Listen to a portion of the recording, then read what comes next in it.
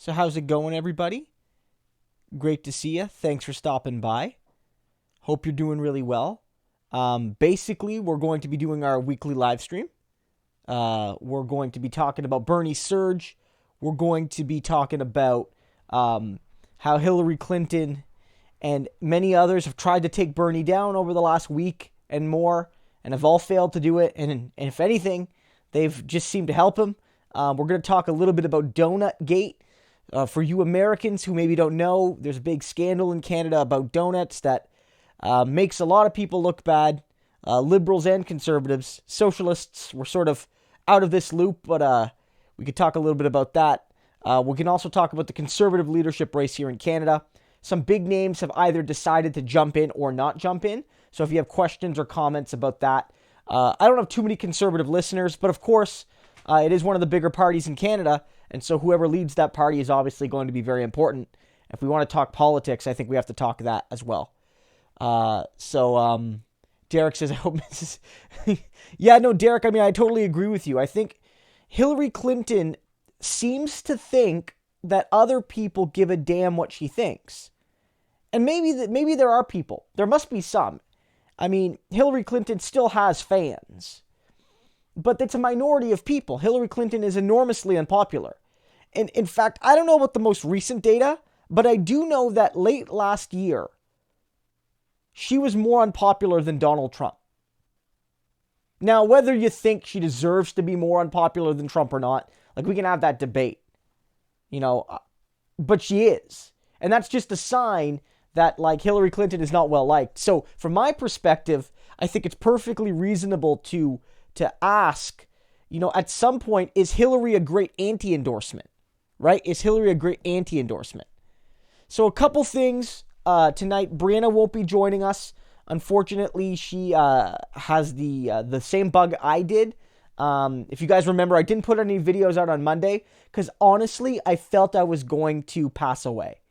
Honestly, it was really that bad. I was so sick. I was so sick. So Brianna's getting better from that, but she's still recovering, so she won't be joining us tonight. The Yang Gang YouTube channel. No, this is not the Yang Gang channel. If this is anybody's channel, this is the Sing Sanders channel.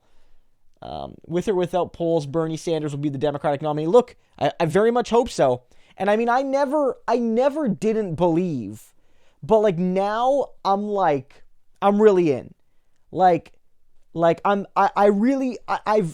I never thought, like, everyone was like, oh, he's got no chance. I always knew that was wrong. I always knew Bernie Sanders had a chance and a damn good chance. But this is special. What we're seeing is special right now. And I think that's really great to see. So again, Brianna's not going to be joining us. I'm going to try to do my usual, 10:30, 11 o'clock end time. But if I'm not feeling great because I still am recovering, I might end a little bit early. But we'll see how it goes. Pool party, heck yeah, live content. Thanks for stopping by. The channel's grown a lot in the last week or so. We've added almost 2,000 subscribers, which is, of course, a lot for a small channel like mine. So if you're new here, welcome to the live streams. I hope you enjoy them. If you like my videos, you'll like this. It's a little bit more casual. It's a little bit more ad hoc. I'll talk about some issues, but largely I like to take questions from the audience. I try to answer as many as I can. Of course, I accept super chats, and if you ask me a super chat, I'll usually prioritize those. But I like to try to answer questions, when possible and when constructive. Again, tonight I'll try to get through as many as I can. Keeping in mind that, I'm still on recovery a little bit. Dan says, hey, Dan's a longtime viewer. Lisa, longtime viewer. Hey, how's it going? Cool Fun asks, thoughts on the leadership race. Do you think that Rona Ambrose should have ran?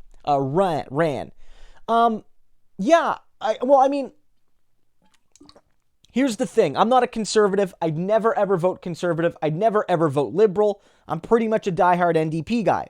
So, the question is, should she have run, aka would I have voted for her? Well, no. But should she have run in the sense that, could she have won? And can I see her giving a good result to the Conservative Party federally? Then I think it's yes on both counts.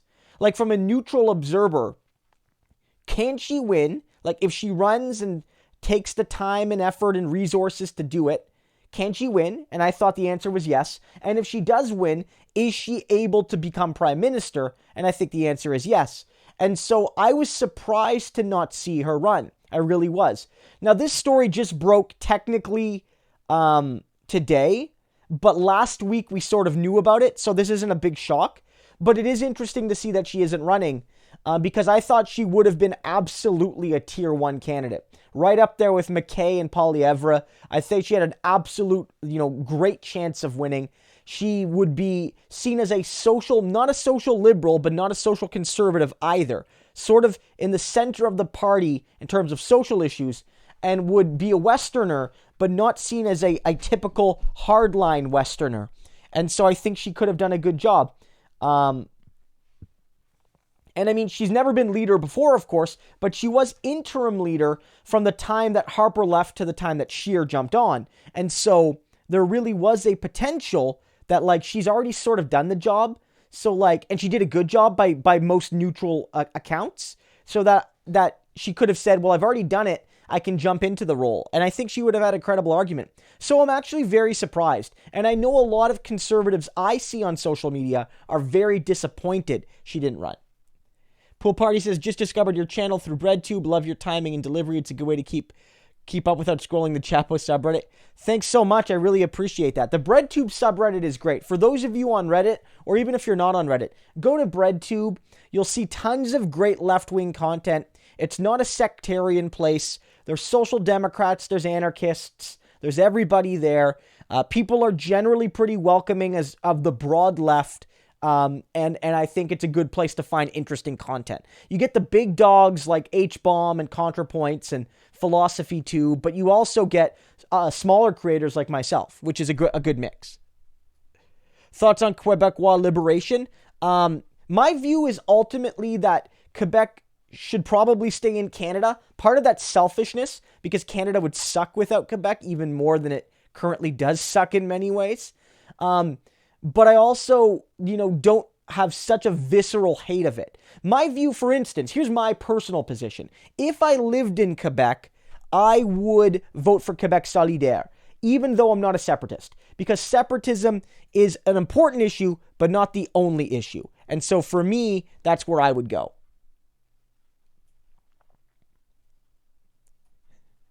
Vote for Daddy says, my mom said you were cute. Laugh my ass off. She's not wrong. Well, I very much appreciate that. And thanks for the super chat.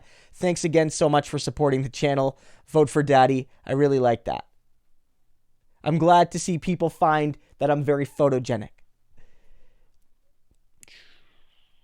So yeah, so that's my position on Quebec liberation. Not for it. Would vote no in a referendum, for instance, but do not see separatists or sovereigntists or whatever as a political enemy. Again, if I was a Quebecois citizen, if I lived in Quebec, I would vote Quebec Solidaire.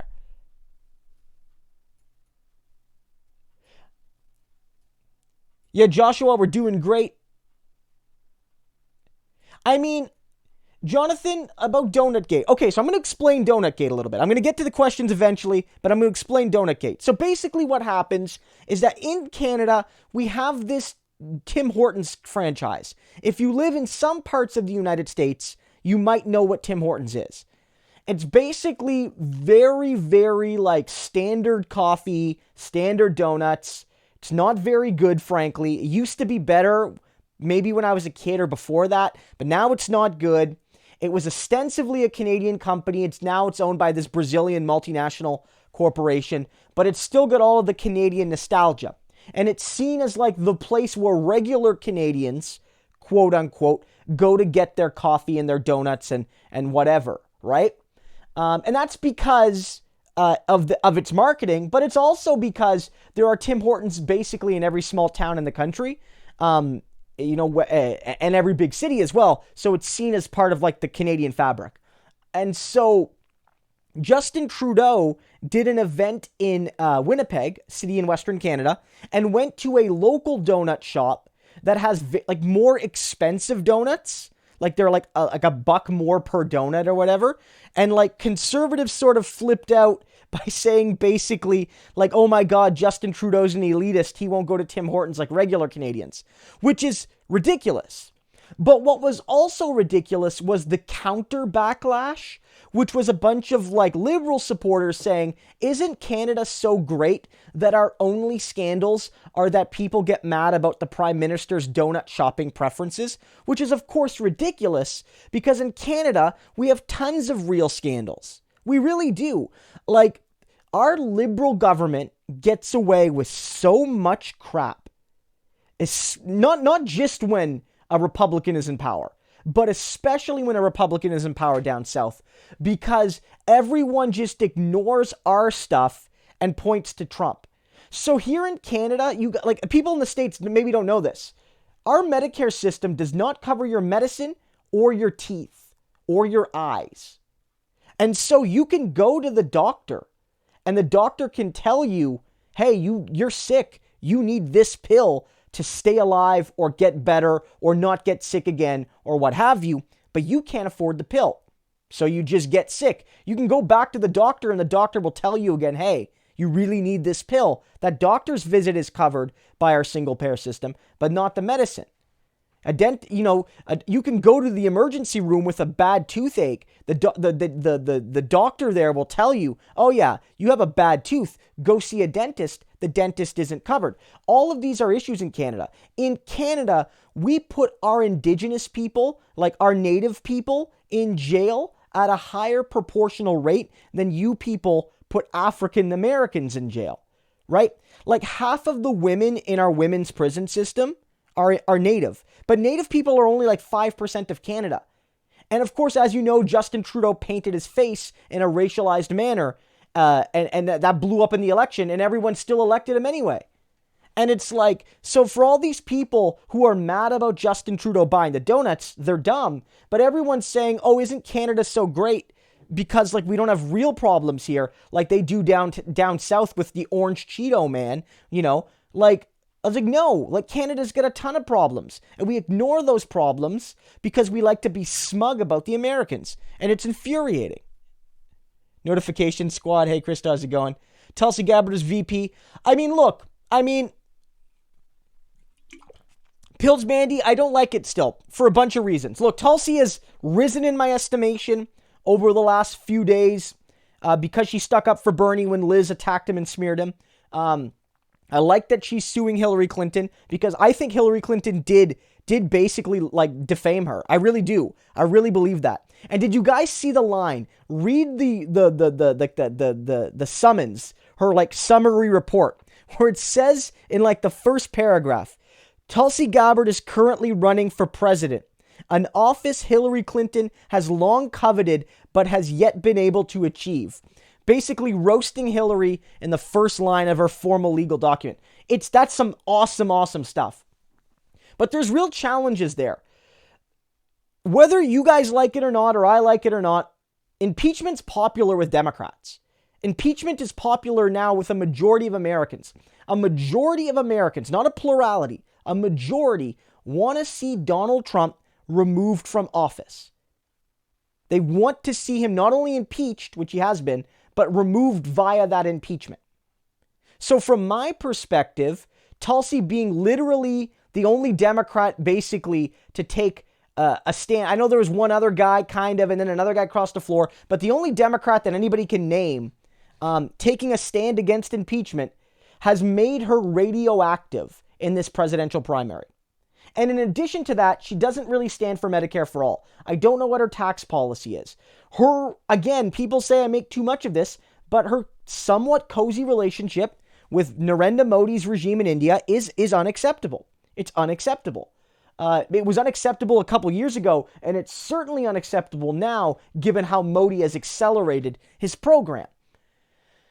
And beyond all that, if you guys saw my most recent video, in that video, I note that Bernie Sanders pulls the very best against Donald Trump. He beats him by 9. But out of all the people included in that poll, Trump beats nobody more than he beats Tulsi Gabbard. He beats Tulsi Gabbard worst of all amongst all people included. That tells me something, that Tulsi isn't flipping Republicans, that Tulsi is a liability right now electorally. her stand against impeachment isn't helping her with Republicans, and it isn't helping her with Democrats. So Tulsi is a millstone right now. Thanks for your support, but you should not associate with her. She's radioactive right now. Fair or not. Bernie's pick, if it based on pure merit, should be Nina Turner. But I don't know if he'll pick Nina because she works for him and whatnot. But he might pick somebody like Rona. Maybe Jayapal. He can't pick Jayapal. I think she's an immigrant. But like, he's going to pick a younger, racialized and/or woman candidate from the Democratic Party. That's who he's going to pick. It's not going to be Tulsi, though. How would Trump cultists act if Bernie wins? And they're going to lose it no matter who wins. They're going to absolutely lose it. It's going to be crazy. I actually don't know what's going to happen. Look, I'm not saying there's going to be like a widespread revolution or anything, but like the internet meltdown is going to be crazy. I wouldn't say F polls, Burr. Like, polls are a tool. You have to use the tool appropriately. And frankly, if we might be cynical here, guys, the poll as a tool is going to be used by your enemy. You can't ignore it. So if you don't believe polls or you think they're more fluff than substance, fine. But as long as people give them weight, you have to take the polling evidence you have and massage it to fit your narrative. You got to play the game. You got to play the game. It's sort of how like Bernie, and I believe Bernie, I do. That Bernie says, I want to basically end the need to have to raise so much goddamn money. But in so doing, Bernie's raised the most money of all. So Bernie knows the game is bad, it's broken, it's oligarchic, it's anti-democratic. And so Bernie is doing what he can to break that system. But to do it, you gotta raise the money to win the election.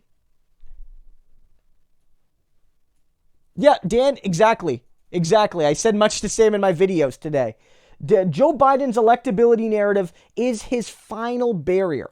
If you look at the polling, Bernie and Biden in many of the polls are neck and neck, right? But if you look at like why people are voting for the particular man, it's Bernie leads with represents my values, speaks to the future of the party, represents progressives, cares about me and people like me. And what does Biden lead on? Well, Biden leads narrowly on party unity, whatever that means, and especially on electability. But the more and more we get evidence that shows that Bernie is just as, if not more electable, then I think there's a chance we can tear that down. Canadian Birdie Bro? Yeah, I'm a Canadian Birdie Bro. I'm a supporter of the NDP here in Canada, Jagmeet Singh's NDP federally, and I'm a big supporter of Bernie Sanders. I've actually been a big fan of Bernie, like, since the 2000s. I always was very interested in him because besides, say, like Dennis Kucinich, there was no, like, big American politics name that was even somewhat leftist. And all of a sudden, you see this guy from Vermont, this, like, old man-looking guy who's, like, no, he's an independent, not because he's a centrist, but because he's too far to the left of the Democrats. And I always really liked Bernie Sanders. And so I was really excited to see him run for president back in 2015. And, like, I'm not trying to brag, but I sort of did jump on the Bernie bandwagon before a lot of people. Even some Americans.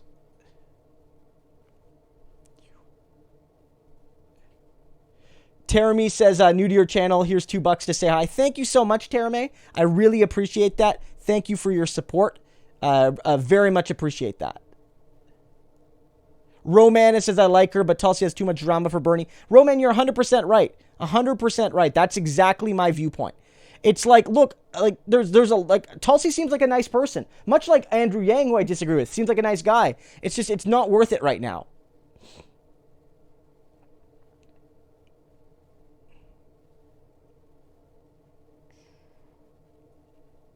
Oh yeah, I mean, Techno, you're right.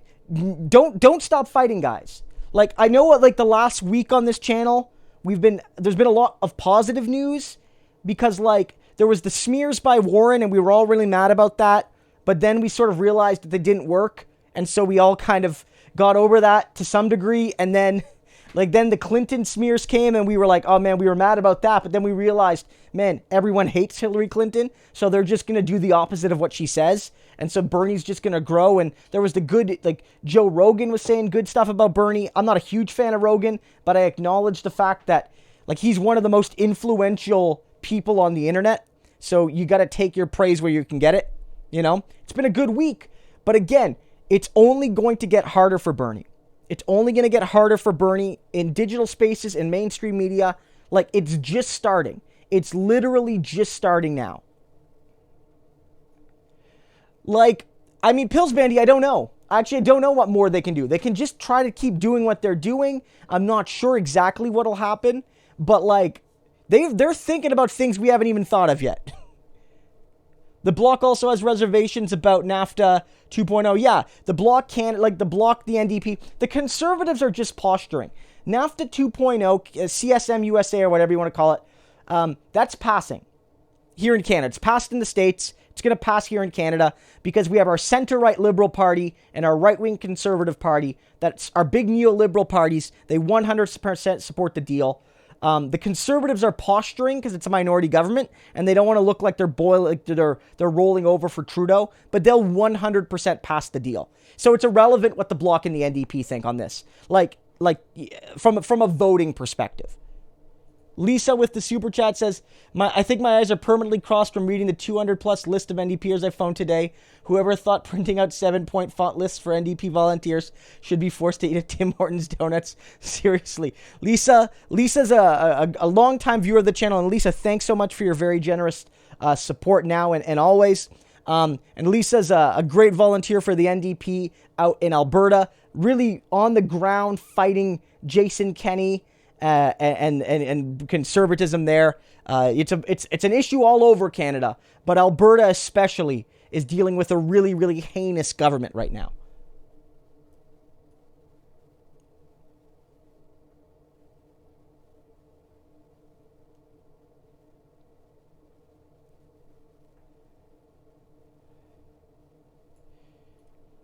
I don't think that Sinistoria, I don't think the Conservatives are splitting. Like, again, I've noted this before. There's a few ways the Conservative Party could split. One, of course, is if we get electoral reform. Then you might see a split. Because, of course, strategic voting, clustering your vote in one banner isn't quite as important. But I don't think Conservative parties are really ever at risk at splitting when they're out of power.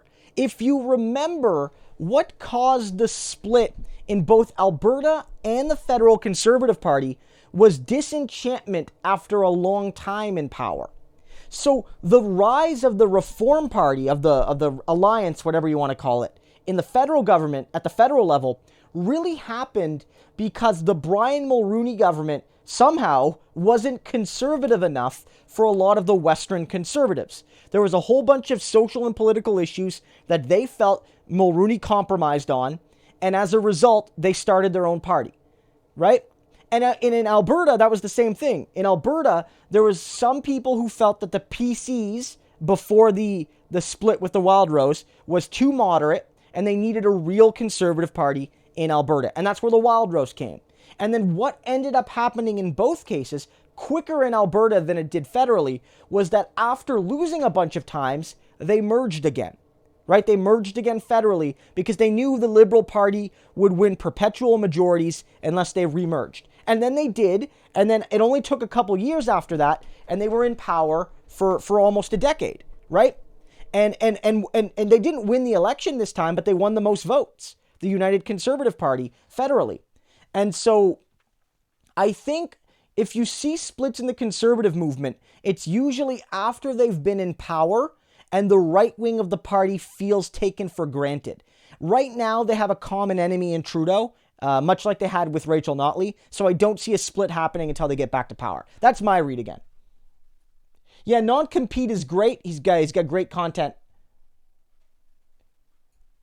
Yeah, Joseph, you're right. Like, the Donut Gate thing's ridiculous. But again, the people saying that the Donut Gate story is like the worst thing happening in Canada are also awful. And they're hiding all the really bad stuff that happens in our country.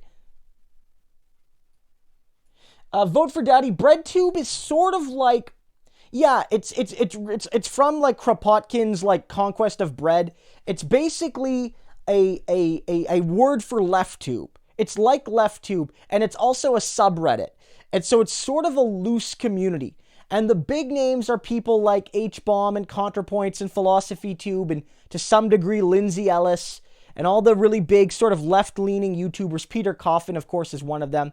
The Surfs, you could probably throw them in there too.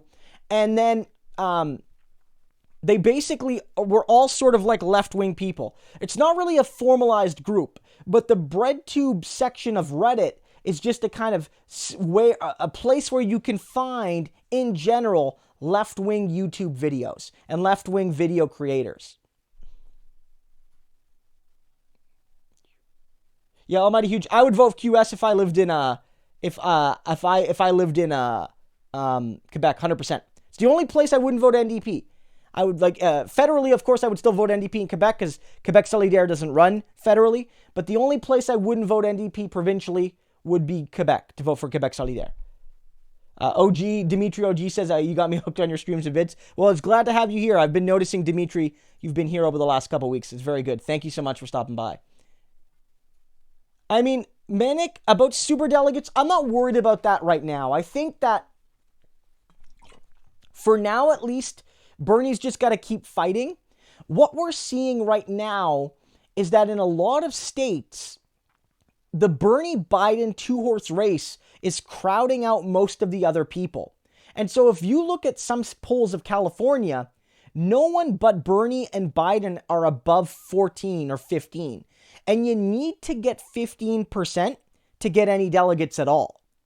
So even though there's a lot of people running right now, if most of them or all of them but say Bernie and Biden get below 15%, then it's not like we're going to have a whole bunch of split delegates. I really do think that that given how bad the process was last time, and given that Bernie and Sanders has such high levels of support, that I don't think they're going to use super delegates to steal it. I really don't. Now, a brokered convention in a situation where Bernie can't get the delegates on his own, then maybe. But I don't think super delegates on their own will be used to do that. I think it might happen as a result of any candidate failing to get a majority of support. But that's different. That's different.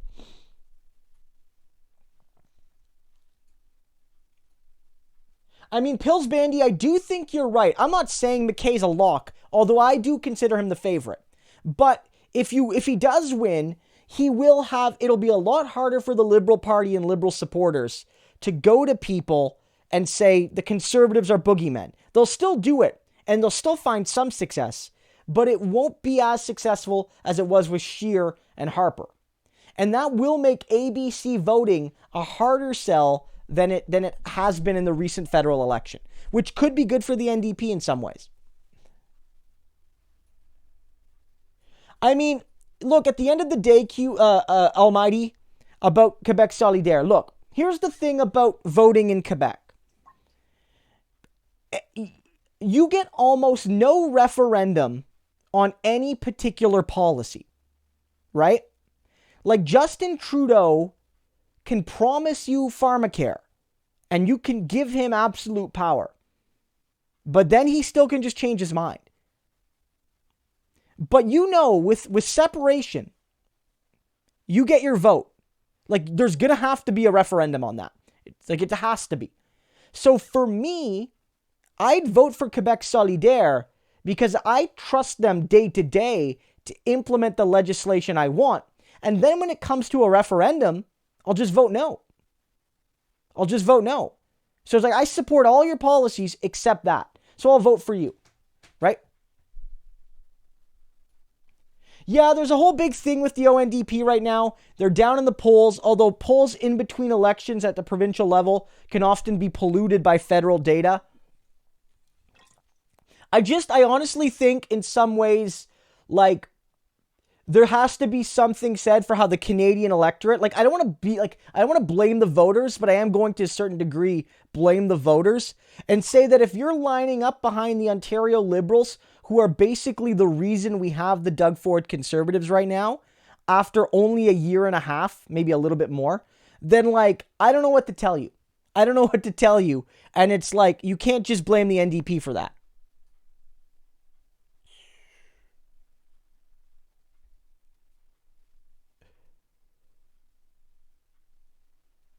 Super delegate stealing second round is the same. Okay, well, Roman, I mean, that's an interesting point. I have to look into that a little bit more. I have to think about that a tiny bit more. Just one second. I'm just going to reset because I'm not getting my super chats notified to me.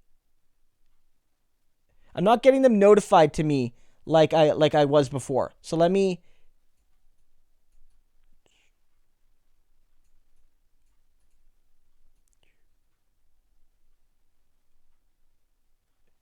So one thing that happened there, guys, I had to reset my browser because it wasn't showing me the super chats automatically.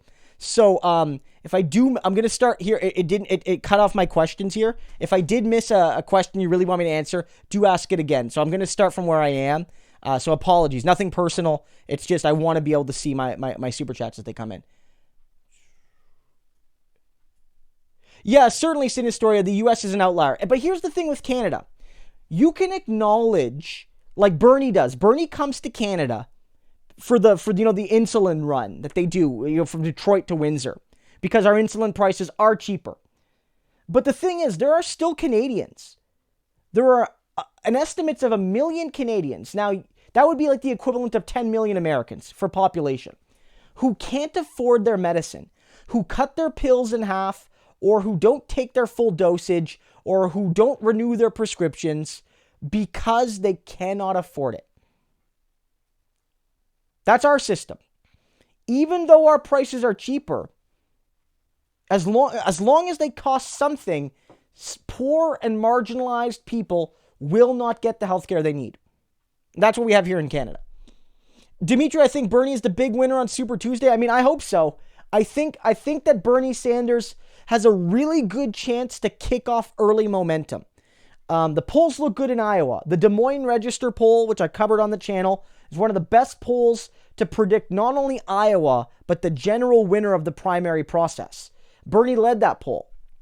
Bernie's also looking good in New Hampshire. South Carolina, Biden's going to probably win. The question is going to be, how big is Biden's victory? And then Nevada looks decent for Bernie as well. And so I think Bernie Sanders can win 3 out of the 4. And Super Tuesday is really hard to predict because there's so many states. But then it's also based in part on the fact that we don't have full information yet because momentum isn't baked in. And after the first 4 states, people are likely going to drop out, which means that their support may get redistributed. So I do think Bernie Sanders is lining up well on Super Tuesday, but his performance on Super Tuesday will depend on the first 4 states. Iowa, New Hampshire, Nevada, South Carolina.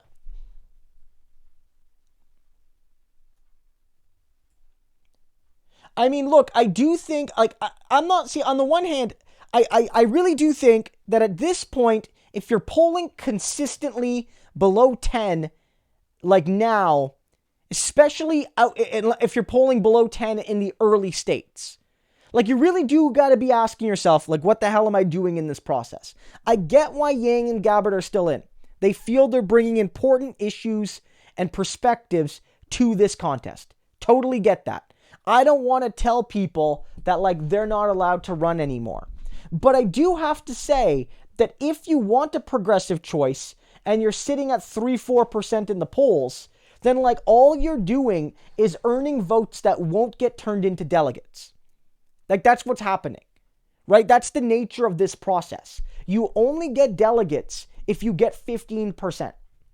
And so whether it's whoever it is, and even this could be hurting Biden too, to be fair, because Klobuchar right now, Klobuchar voters would not go to Bernie, not most of them. But because she's polling at 4% or whatever it is, any vote she gets won't get redistributed either. So there's a whole bunch of people running right now for nothing.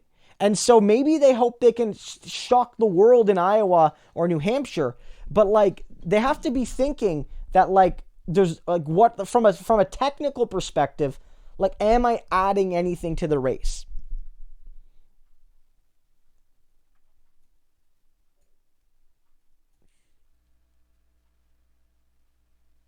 Where are the NDP? I mean, I don't even know if that's the answer call, that we're cowards. I mean, look, I'm an NDP guy, and I've been critical of the party. The party sometimes is too timid, 100%. But I mean, look, in the last provincial election, the TAs, the graduate student workers at York University were on strike. And during that election, more than Doug Ford's Conservatives, Kathleen Wynne's Liberal Party, supposedly progressives, attacked the NDP mercilessly because we dared to stand with workers. The cowardly thing to do would have been to sell those graduate student workers, throw them under the bus, and say we would legislate them back, taking a weapon away from the Conservatives and the Liberals. But we didn't do that. And why didn't we do that? Because we're not cowards. You know? That's the truth here. That's 100% the truth. When every other political leader, the Greens, the Liberals, the Conservatives, they all took the side of the coup in Bolivia, Jagmeet Singh, despite the media consensus, did the right thing and called out the coup. And so did many other MPs. And so, does the party make bad decisions? Yeah. But the party's not a cowardly party. And I do think that in Canada, we are more, if we had the same level of solidarity and forgiveness and understanding that the American left has for Bernie, then the NDP would be in a better place. But of course, the NDP has to do better as well. What John Horgan is doing in BC right now is unacceptable. What Rachel Notley did for a lot of her time in Alberta in attacking the environmentalist movement was unacceptable. The NDP not more forcefully criticizing Israel is unacceptable, 100%. But it's still the best damn party this country has federally. And the left in this country is too quick to criticize and not nearly quick enough to give praise. We don't have a Bernie Sanders, not because we don't have a politician that can do it, but because we have not united around a person to make a Bernie Sanders. That's one of the reasons. HM, you want me to describe the parties? For sure. For sure. Okay, so I've done this before, but I'll do it again just quickly here. I don't want to give it too much. You can generally put our parties on a left-right spectrum. Now, I have to say that the provincial parties are different in some cases. How they line up ideologically, and some parties exist federally but not provincially, and vice versa, right? So I'm only going to talk federal. Like, provincial is the equivalent of our states. So in the last election, the most, and these are the parties that had a chance of winning seats. We have very, very small parties. There was the most right-wing party was the People's Party. They didn't end up winning a seat, but there was a chance they could have won one or two. Most likely one. They're, very right-wing on immigration. They were sort of tied in with the alt-right, climate change denying, very, very, very conservative. Didn't win a seat. Then you have the Conservative Party. They're sort of a center-right to right-leaning party. Social conservative, but they try to de-emphasize that because social conservative values aren't popular in most of Canada. They're popular in pockets, but not in key areas of the country like Quebec and Ontario. Then you have the Liberal Party. That's Justin Trudeau's party. They are a center-right party. Liberals in the chat maybe disagree with me. They are a center-right party, very, very much connected to the financial and intellectual elite of the country, especially in central Canada, have governed Canada more than any other party historically. They see themselves as the natural governing party. And the way they win and how they win is basically they're right-wing, center-right, but they convince many Canadians that they're actually progressives. And so Canadians like to see themselves as progressive, so they vote Liberal. And also, the way our electoral system works is that, we have first past the post like the United States. So if you don't want to vote Conservative, a lot of people vote Liberal. Then, I would say next on the left-right spectrum is the Green Party, who on some issues are more left-leaning and on some issues are more right-leaning. They are probably the most centrist party in the country. They're a Green Party, but they're an eco-capitalist party, at least under the current leadership. They're going through a leadership review that might change. It might not. And so they're an eco-capitalist party that believes in, market-based solutions to the environment. Then you have the NDP. That's the party I support. At the federal level, it's the most left-leaning party. That party is the most left-leaning on social and economic issues. It's the party that's most called out Donald Trump. It's the party that would most likely hold people like Bernie Sanders and AOC. It is the party of the Canadian left. It is the historic party of the labor movement, although some unions, for strategic reasons, support the Liberal Party. But that's my party. Now, finally, you have the Bloc Québécois. Now, the Bloc Québécois is different for a couple reasons. One, they are a separatist party, and so they're not just left-right difference, but they part of the long-term goal of the Bloc is to separate from Canada, and so from Quebec, and they only seek seats in Quebec. They don't run for seats outside Quebec, and so they're not really able to ever form a government, but they exist to represent Quebec's interests. And on some issues, they're left-wing. And on some issues, they're very conservative. For example, they're very Islamophobic. They are very, very, they take an approach to religious secularism that basically targets racialized people. On the other hand, they're very, very strong supporters of women's rights and feminism. And on the one hand, they also support mass government investment into social services. So they are both left-wing and right-wing. That's the broad spectrum in Canada. So I'm an NDP guy. Most of my viewers who are Canadian would be NDP people as well. Now, there are, we have Marxist parties and communist parties, but they're not competitive anymore. And in Quebec, there's a party called Québec Solidaire. It's a left-wing separatist party that's very cool, but they only run in Quebec and only provincially.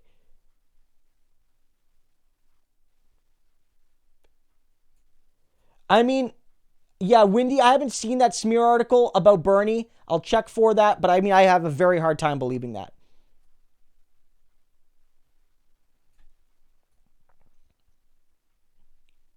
Yeah, a reader, you're right. Hillary Clinton was awful as Secretary of State. Michael Brooks is fantastic. If you haven't checked out Michael Brooks, just go to the Michael Brooks Show, TMBS. Many of my viewers came to me from him. I was very fortunate to be on his show, a few months ago. He's fantastic. He did an interview with Lula, again, the former president of Brazil. And yeah, Hillary Clinton was a disaster as Secretary of State. She supported anti-democratic movements. She had labor organizers and environmentalist organizers and indigenous organizers gotten rid of, quote unquote. I don't want to say the words because I don't want this video to get demonetized, but she had people gotten rid of, disappeared, if you will, for standing up for workers. She fought minimum wage increases in places like Haiti. Yeah, Hillary Clinton was awful. Awful. It's like Chrystia Freeland here in Canada. She's awful. Raw material, look, at the end of the day, if Bernie wins, they're going to give it to him. They don't want him to win, but they're going to give it to him.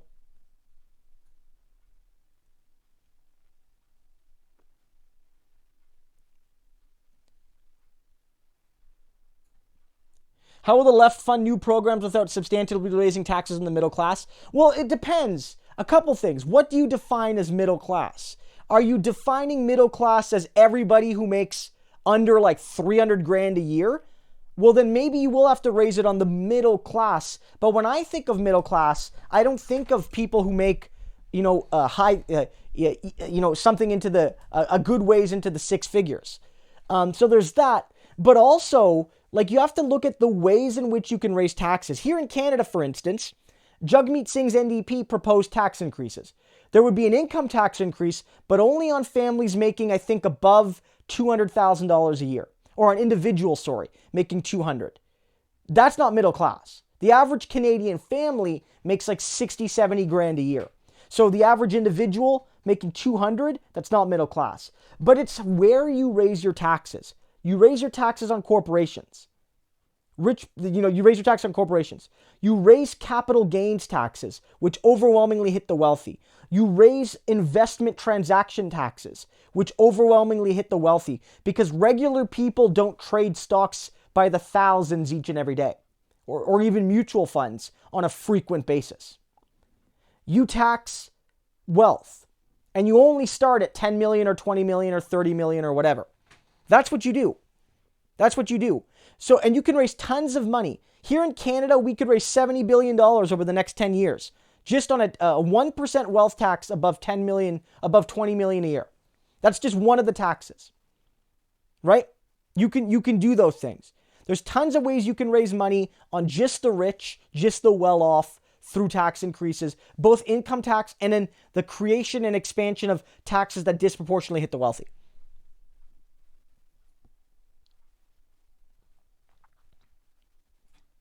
Yeah, I mean, Olivier, right, what says here, Canadian parties, conservatives are moderate Republicans. For the most part, I would say, yeah, that's probably true. Some of the more hardline social conservatives are more right-leaning. But yeah, for the most part, moderate Republicans. Liberals are corporate Dems. I think that's actually a great way of putting it. The NDP is progressives. Green is weird. Bloc is good. The Greens are sort of, our Green Party is different from the Green Party in the United States is also kind of weird, but they're like more definitively left-wing. The Green Party in Canada is weird, but also ideologically nonsensical, at least right now.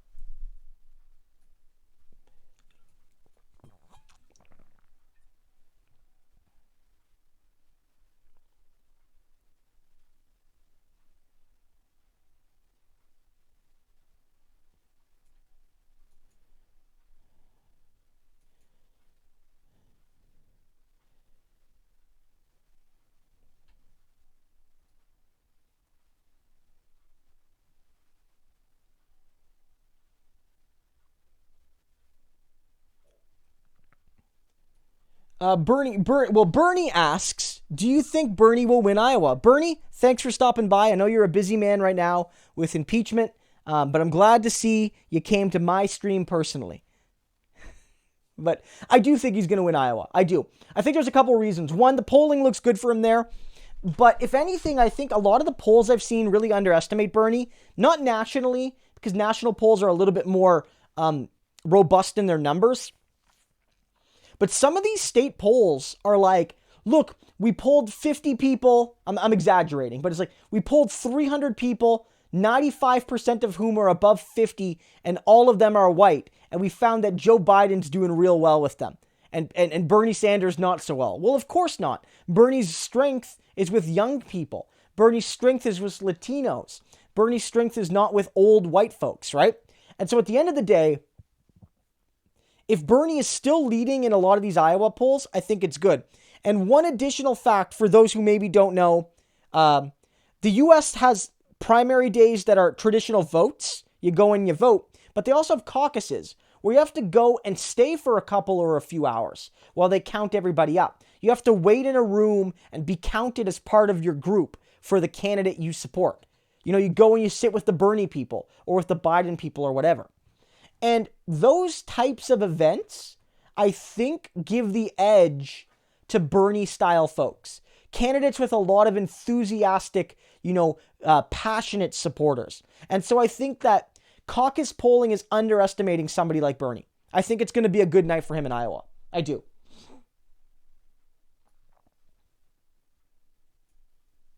California locked to go to Bernie, Samantha? No, not necessarily. Again, some of the polls there are close. And of course, what we have to say right now is that because we don't exactly know what's going to happen in the first four states and how that shifts momentum, we can't be for sure. So for instance, what could go well for Bernie? Bernie does win 3 out of the 4 states in the first 4 states. Warren crashes out. Progressive voters from Warren go to Bernie. And he might run the table on Super Tuesday. Conversely, what if Warren has a better than expected Iowa and New Hampshire and gets a bit of momentum and takes some support away from Bernie? And all of a sudden, Biden has a really strong Super Tuesday because Bernie's vote was split down with Warren. That could happen. I'm not predicting it or hoping it happens, but it could happen. And so what happens on Super Tuesday, on the first 4 primaries, will set the narrative for Super Tuesday. It's too early to predict right now.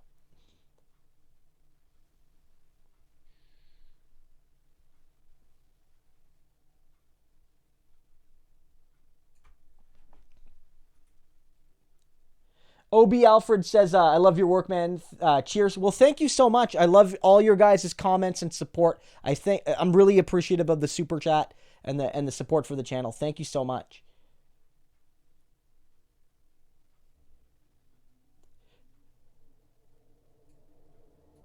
I mean, Nick, right now, for my understanding, Quebec Solidaire's position on that was bad before, but they've gotten a better position.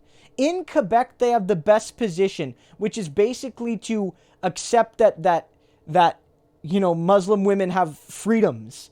But for a while there, Quebec Solidaire was divided on the question because for those who don't know, Quebec in some ways is Canada's most left-wing province. They have the cheapest universities because the students go on strike to keep the tuition low. They have public childcare. They have pharmacare, sort of, but it's the only province that even kind of has it. Quebec has strong unions. It's a left-wing province. But when it comes to like people of color, non-Christians, like Muslims and Sikhs especially, wearing religious symbols, Quebec, just for whatever reason, is very conservative about that. They do not want to see people of color wearing religious symbols.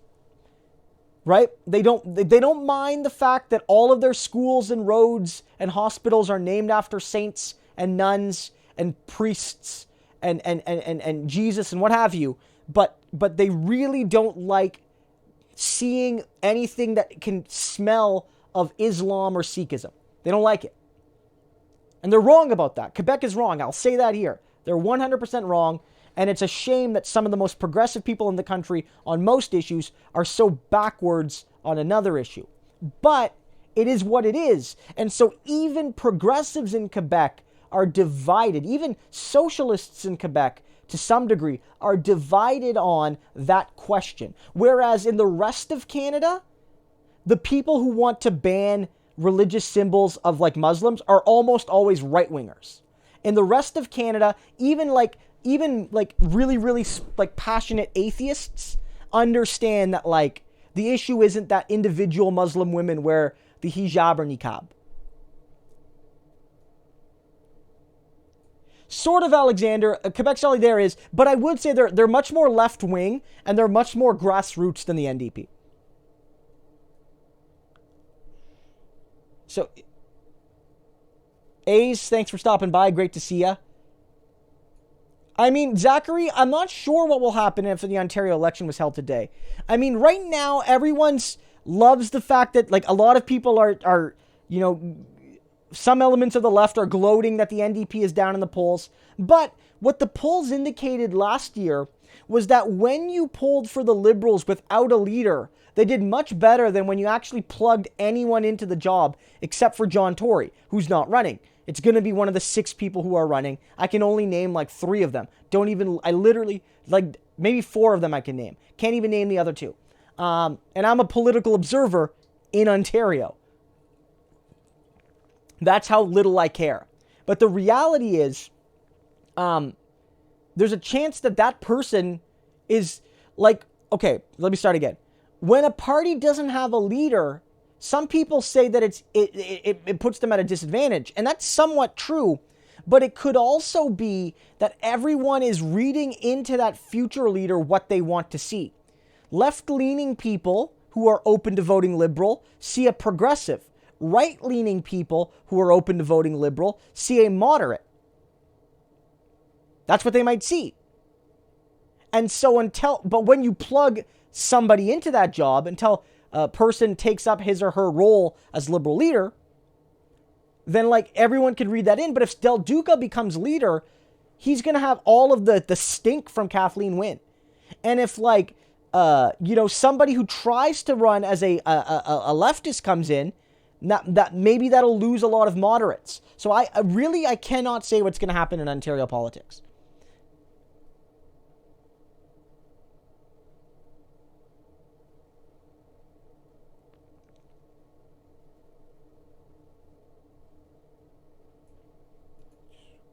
Samantha Sider, thanks for, says, keep up the good work. Samantha, you keep up the great questions and commentary. Very helpful. I really appreciate it. And again, thanks for your support on the channel.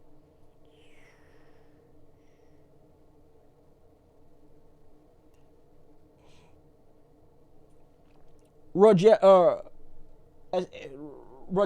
I'm not sure. I don't know if I said that right. Apologies if I didn't.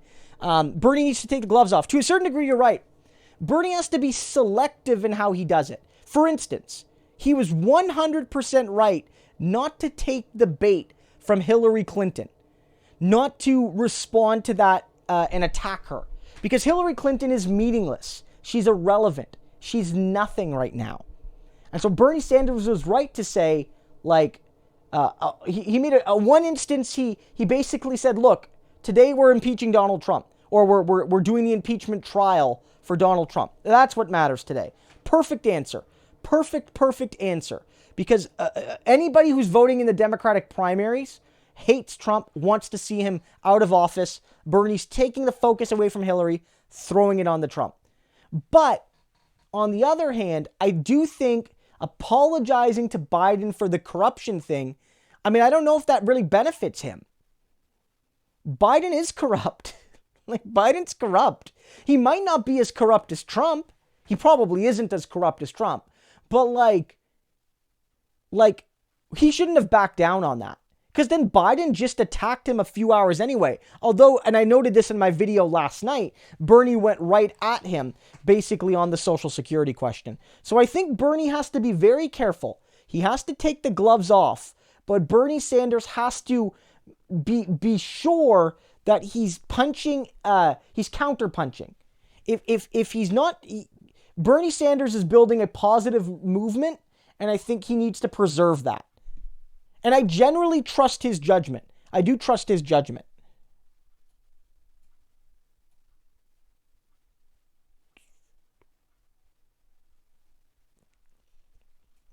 Yeah, I mean, pool party toaster, I mean, you're 100% right. Look, at the end of the day, most people go unpolled because most polls only survey about 1,000 people. And even in a relatively small state like Iowa, it means the vast majority of people won't be polled by any poll at all. I mean, I've been called by political polls a few times, but not a lot of the time. And maybe I get called more than most people. I don't know. Like, it's random, right? And so, you know, the reality is that if they are systemically underrepresenting Bernie people because they're overrepresenting old people, a good poll will use formulas to balance that. But you can only do that so much without creating volatility.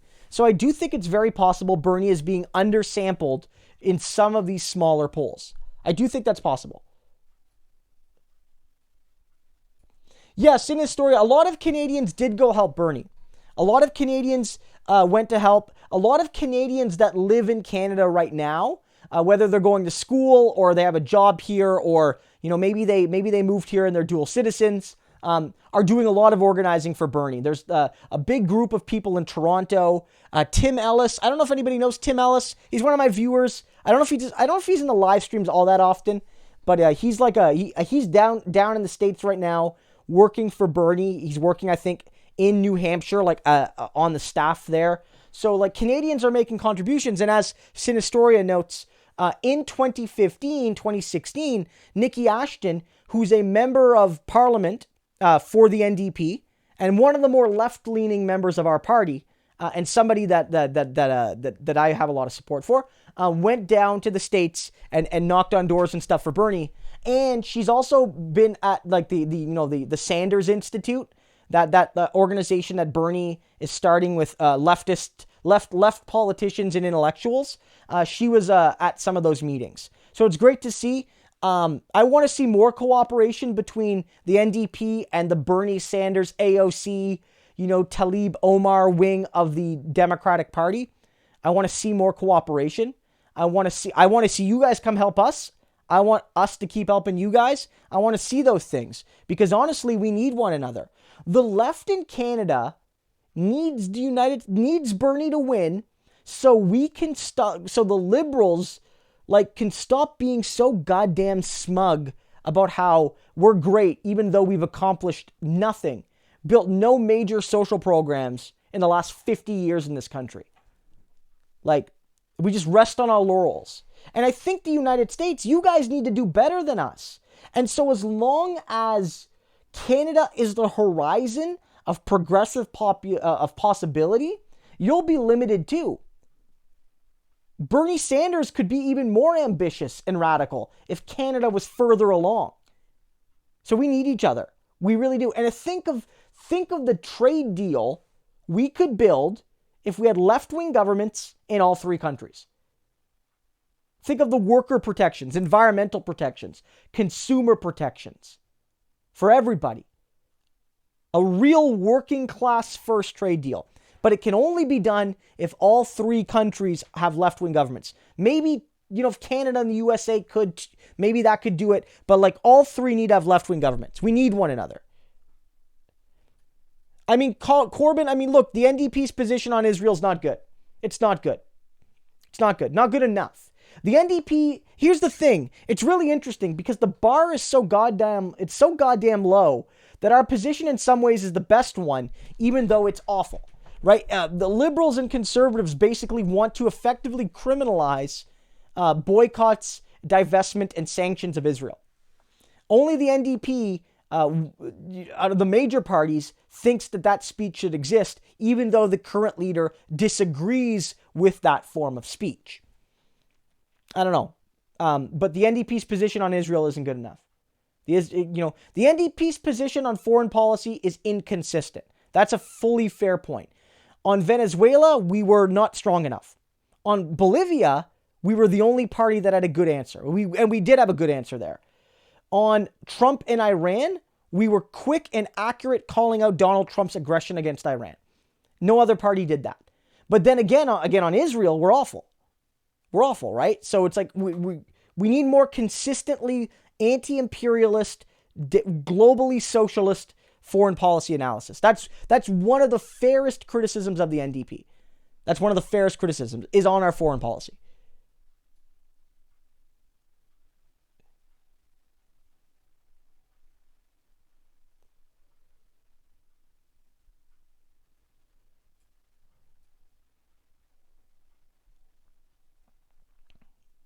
Oh, Cole, you're right. I had criticism, and you saw me on this channel. I was, during the election, I covered the election and I talked about those limitations. But the reality was that the NDP was talking about universal pharmacare. And the NDP was talking about the path towards those systems. And at the end of the day, what the NDP was proposing for dental was a program that they could implement right away. The difference between Canada and the USA is it's much harder to sell universal social programs because in some ways our federal government is weaker than the federal government in the States. And so I thought the Jugmeat dental care plan was the sort of pragmatic policy that people often complain they don't see from the NDP, right? Even on the left, people will say, we like you, but how are you going to do it? And that was a clear policy. We're going to tax the rich. It's only going to cost $1 billion a year. And we can give the poorest Canadians dental care right now and then figure out the negotiations with the provinces afterwards. I thought it was a decent policy. Even though it wasn't the way I would implement it, it was decent policy, right? And that's where I was. But you're right. On the internet especially, yeah, Jugmeat saying we're going to cap price is not good enough. Need a national corporation, 100%. But again, you have to compare that to the reality of what else was being offered by the Liberal Party, which was essentially nothing.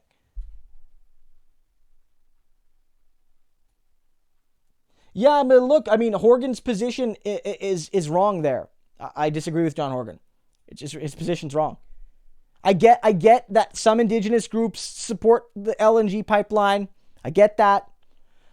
I get that ultimately, frankly, whatever Horgan did, the pipeline would probably get built because pipelines, the RCMP has federal jurisdiction, cutting through Indigenous land is federal jurisdiction, all of that. But Horgan has a responsibility to stand with basic human rights of Indigenous people, and he's not doing it. It's not good enough.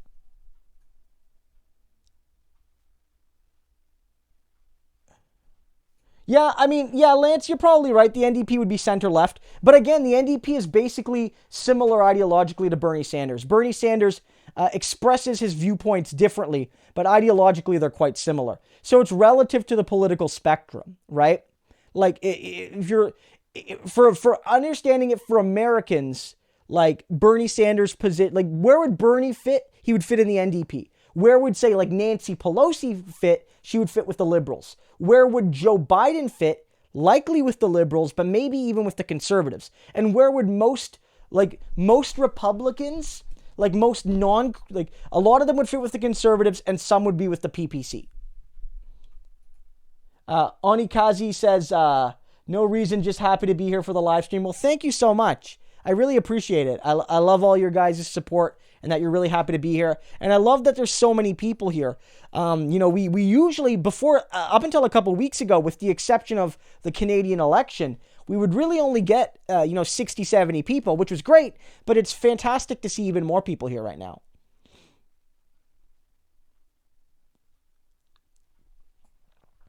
I don't understand how rightists can end up in the NDP. Wouldn't they go further with the Conservatives or Liberals? I mean, to a certain degree, it depends, right?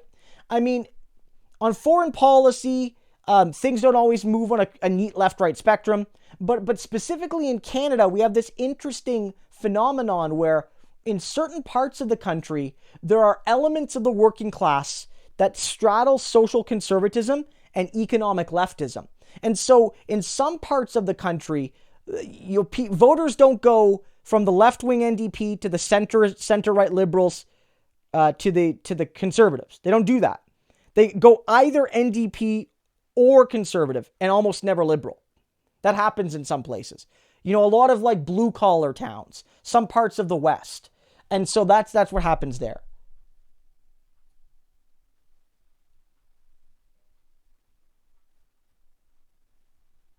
And some of it's cultural sin story, like why go NDP if you're basically a liberal? It's identity, it's culture, it's understanding, it's family history, it's positions on particular issues. It's the fact that the Liberal Party in many ways is more right-wing than it portrays itself. So you might see them as a liberal, but, with the Liberal Party as right-wing as it is, maybe they see themselves as a right-wing New Democrat.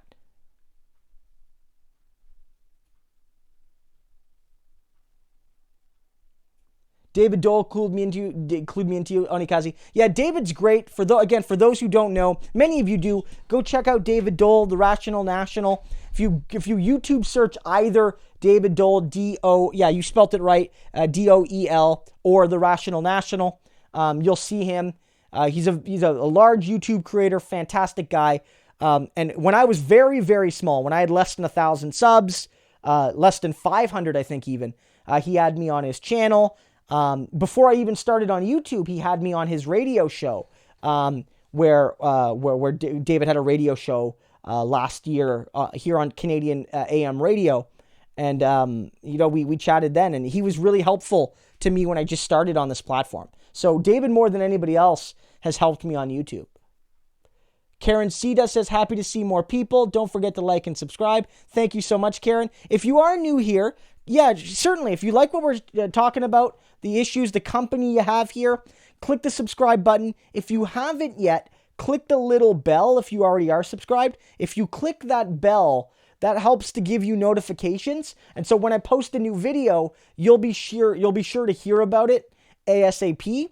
And that's good for you. If you like my content, you won't miss it. And it's good for me because one of the things YouTube loves to see is people watching the video very quickly at the start, because that's how they determine if the video is going to be successful. So it's good all around. Yeah, Jonathan, right? You're right here. I don't agree with this position, but there were some people who argued that it's like the NDP would be good enough if they just did what the Liberals actually promised. Like if a party existed in Canada that was the Liberal Party, but actually what it ran on, and not just in between elections, then like that's what they would want. I don't want that. I want something much more left-wing. Like Jugmeat was going in the right direction, still not far enough, but he was moving in the right direction. Right? Like you know what I mean? Andrea Horwath, 2018, not far enough, moving in the right direction. But like There are some people who want, like, who feel like the NDP could just be an honest liberal party. I don't know. I disagree, but that could be an example where it's like basically you fit ideologically with the liberals as they campaign, but not with as they govern. Andrew Yang needs to drop out. I mean, you know, to a certain degree, again, I don't want to force people out. I feel like in some ways it's anti-democratic. You know, they have a voice to have, but I do think it is getting to the point where Andrew Yang has done a good job at promoting his vision and his message. He's created a name for himself. He's known nationally now in a way never before. I think Andrew Yang, if he was to drop out now or soon, could really help build the start of a really big political career. I think he should run for Congress or Senate. I think he should. And I think you might see him run for president one. I'm not a Yang. I don't like his vision of UBI. I don't like how he's been a little bit misleading about Medicare for All. He doesn't really support it. But Andrew Yang, he's got the talent to be a big name politician. And if you leave gracefully, it sometimes makes you look better than if you stay on too long.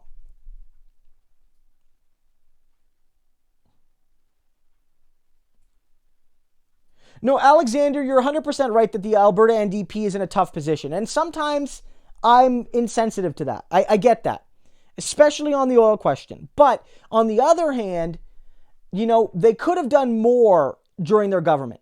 They could have implemented childcare. They could have raised taxes on the wealthy. There's a lot more they could have done in Alberta to make a more progressive province, even without touching the tar sand question. They didn't really do that.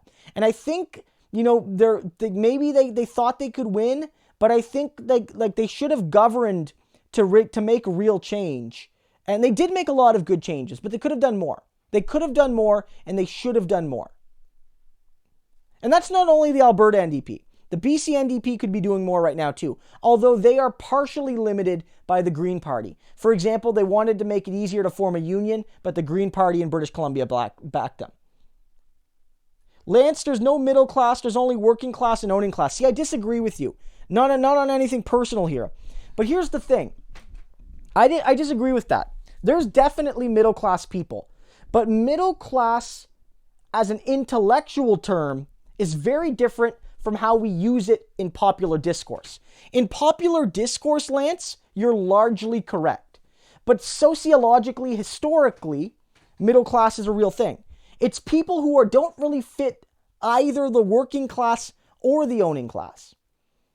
What about a small business person who doesn't employ anybody at all, but they run a personal business? They sell things on the internet. They don't have a boss, but they don't have any employees either. Are they working class or are they owning class? What are they? A doctor. A doctor might have a receptionist, a family doctor. Are they really the owning class? No, not really. But are they working class? Not really either. Professors, tenure track professors. Sure, they're workers, but like they have committees and they have much more control over their workplace. Are they really working class? Well, I don't know if they are. Are they owning class? Not really. What about clergymen? What about priests? What about pastors? Are they owning class? Not really. They're not really working class either. So, you know, what, like farmers? You're a farmer. Are you owning class or are you working class? Well, you might say it depends on the size of your farm, how many employees you have. But where's the line exactly? We don't know. That's the middle class definitely exists. But in sociological and historical terms, the middle class was like 10% of the population. There was like the elite, there were the working masses, and there was a small middle class of like lawyers, priests, doctors, other professionals that were neither capitalist nor proletariat, or the agrarians who didn't always fit neatly into one field or the other. Right? Like that's the reality. The middle class, Antonio Gramsci will explain that there are more than two classes, but there are two principal classes, the working class and the capitalist class. Corbyn, I mean, yeah, but he's running as a Democrat, though. He's running as a Democrat. And here's the thing. There's a really good video by Matt Binder, I think, online. Look this up. Where the Democrats, if you go to their website, it says, who are our people? Bernie Sanders is there. Who's on our leadership team? Bernie Sanders is there. They have a list of all their senators. Bernie Sanders is there. The Democratic Party, when they're not trying to score points on Bernie, basically claims him as a Democrat.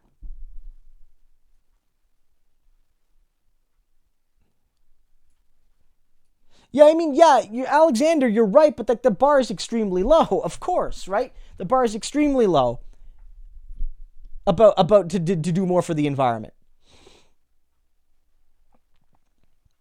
Yeah, Lisa's fighting the good fight in Alberta. And Alberta's really one of those provinces for the left, for those who understand it. It's, a good comparison, not quite as good, but it's sort of like Pennsylvania for those Americans, where it's like, okay, well, who wins Pennsylvania?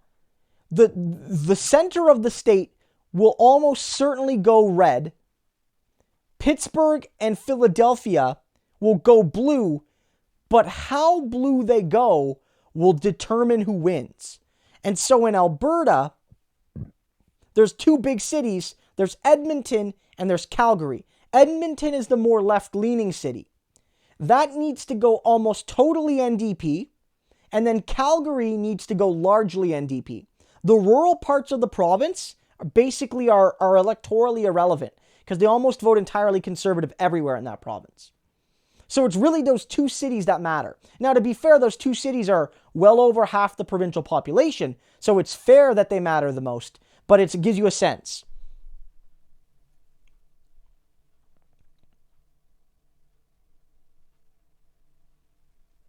No, you're right, Joe. You're right, Joe. I mean, one of the things about, there are some words that have like automatic connotations, and when people hear propaganda, they think it's a bad thing.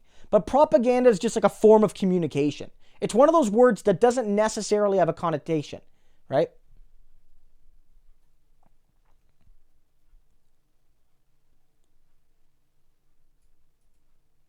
Yeah, lovely Pariah, you're right. Some Greens are left-wing in certain countries, some Greens are right-wing. In the Green Party in Canada, there are left-wingers and there are very not left-wingers. But at the end of the day, it's one of those things.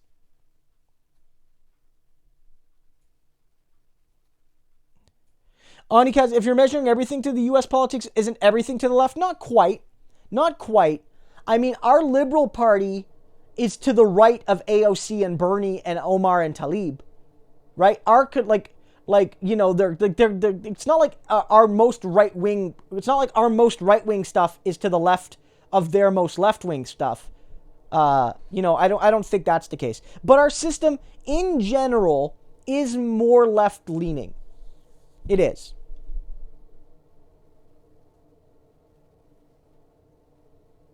The day Warren drops out, the day Bernie wins. Hopefully.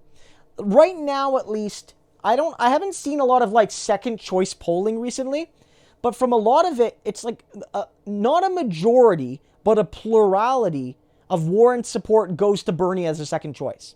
So it would be good for Bernie, more than likely.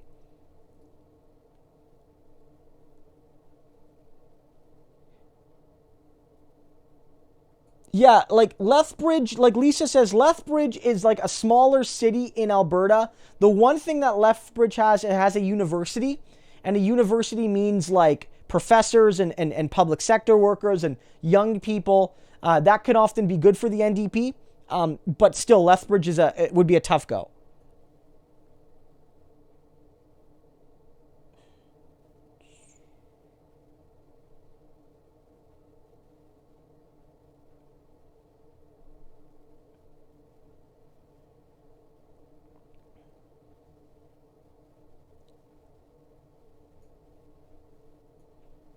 I mean, Lovely Pariah makes it easier. It's an interesting point, right? Like, liberals are center-right, but not anywhere as right as U.S. establishment Dems. I mean, it depends who. I mean, Chuck Schumer voted against the NAFTA 2.0.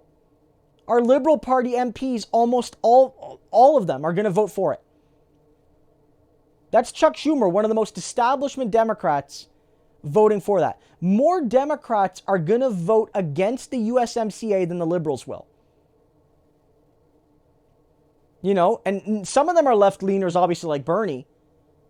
But, like, not all of them are. You know?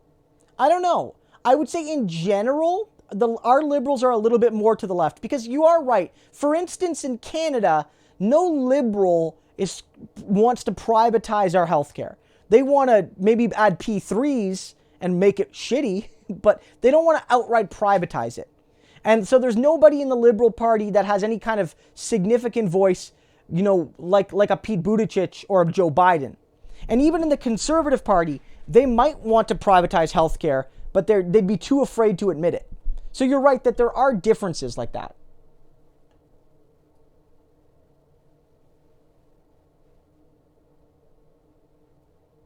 Ramona Cristobal is the best. Thank you so much. I really appreciate that.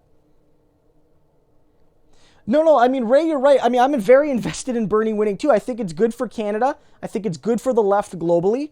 I think it's good for Americans. And I wanted to fucking win.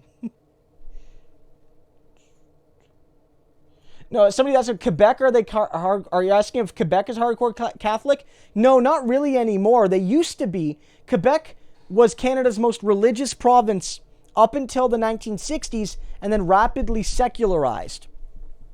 But now all of the institutions are like culturally Catholic, but not actually religiously Catholic. So for instance, if you go to l'Assemblée nationale, the National Assembly, Quebec's provincial parliament, they basically, I think they've just recently taken it down but it's been there forever. They have a cross still hanging in the National Assembly. There's a giant cross on the hill in Montreal.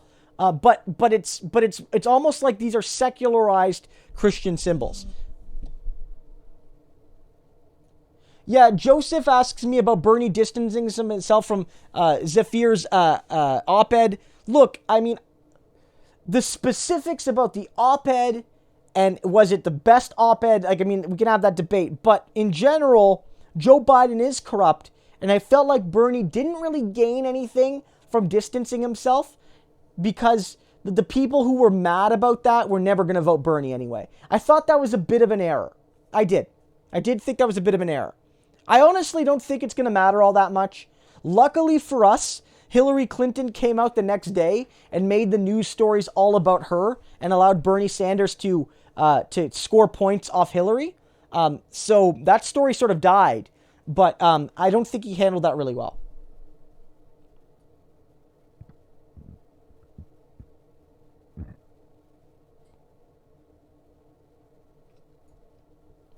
Yeah, Alexander, I do think Bernie Sanders winning would boost the NDP in Canada. I do. Because it's not just ideology. You might be able to argue, not on everything, because on some issues, Bernie's to the left of the NDP. On some issues, not as left, but he's ideologically similar. But what you could say is that if Bernie finds success, and we're already saying it now, and I've been I've been talking to my contacts in the party. For people who don't know, I am a member of my riding association, and I have connections with people in the NDP. That we need to take Bernie Sanders' strategy. It's less about ideology in the Bernie versus NDP who's better. It's almost purely about narrative and tactics. That's what it's really about. Like, there are criticisms to be made about the NDP's foreign policy. Are they quite bold as they need to be domestically? But at the end of the day, the party needs to be, like, more aggressive, more grassroots, more like ready to criticize the media, more ready to, like, call fake news. Like, be less respectable and be more, like rambunctious. That's maybe the biggest issue for the NDP, especially because under Mulcair, it was both that and the ideology. But Singh was moving in the right direction on the ideological questions. It was, how are you going to sell, like, get people pissed or tap into the people that are already pissed and bring them with you. And so, like, that's where I think Bernie Sanders is big.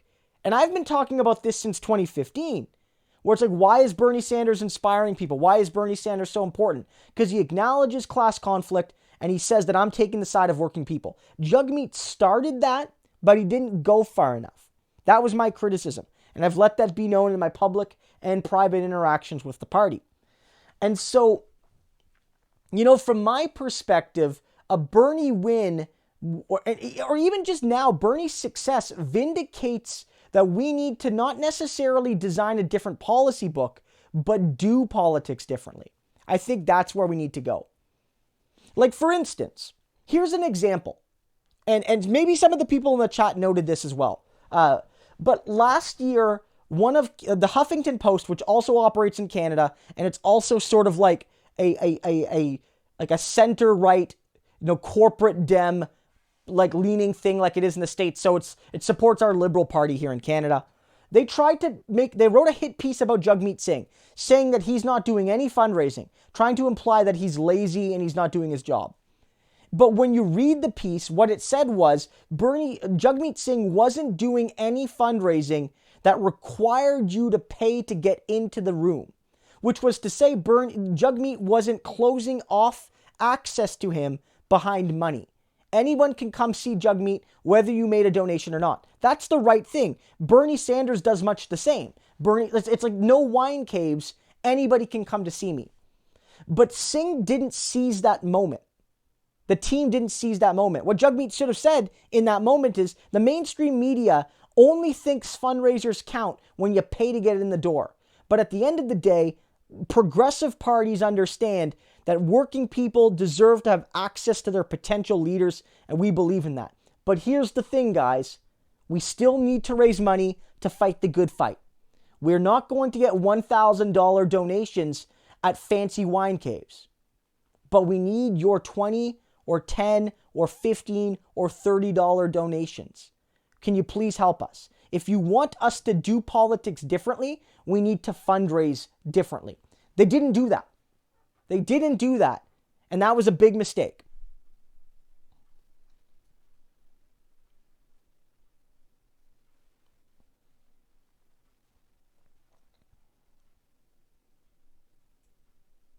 Oh yeah, Diana, you're right. And I mean, the Green New Deal is a great policy. The Green New Deal is a great policy. I like the elements of democratic socialism and economic democracy baked in. I think that's definitely, fantastic.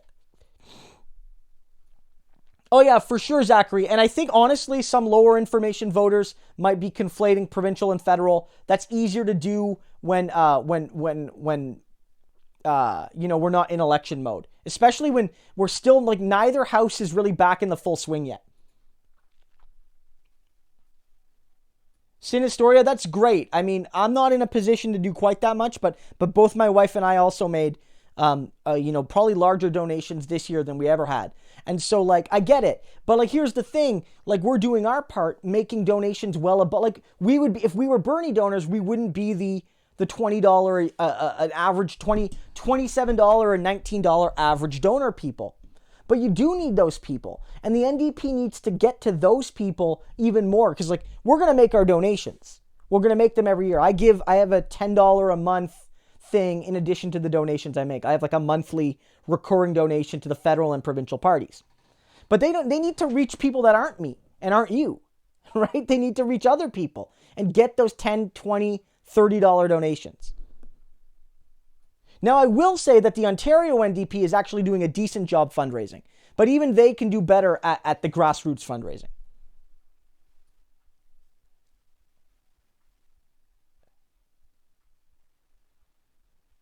Where Ramona asks, where's the kitty tonight? Smokey is here, but he's over at the couch. I don't know. He might come over. If he does come over, he'll be sure to stop by.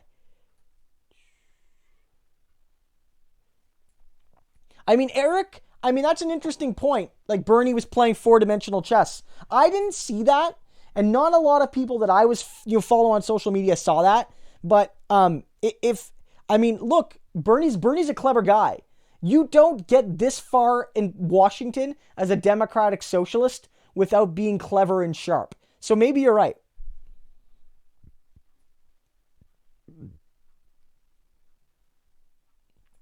Yeah, Vahab, I've seen Tim Ellis on Twitter. Yeah, he's a great guy. Look up Tim Ellis. So again, he lives in Toronto.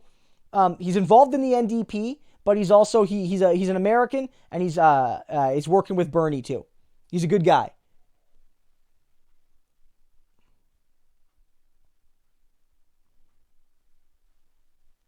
Yeah, no, 100% lovely. Yeah, we have to be down with smugness. It's not just a liberal thing. I don't want to say it's just a liberal thing, but it's predominantly a liberal thing right now, especially because Justin Trudeau is the prime minister, and they wanna constantly say, oh, he's so much better than Trump.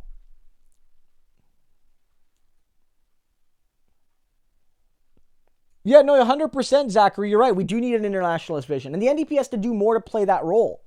That we really do. We really have to play that role more effectively, right? Like, I don't want to romanticize the earlier NDP because we played our part in the Cold War and in ways that weren't productive to civil liberties. But the NDP unreservedly condemned the Chilean coup in '73. The CCF was the only party that wanted to accept Jewish refugees from Germany in the 1930s and early 1940s. The NDP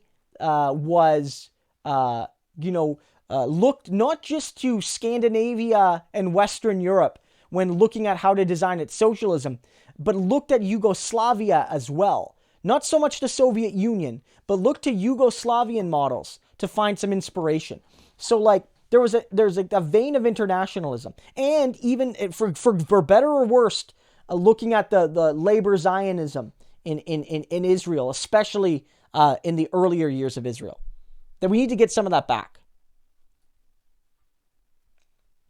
Yep, Paris James, you're 100% right.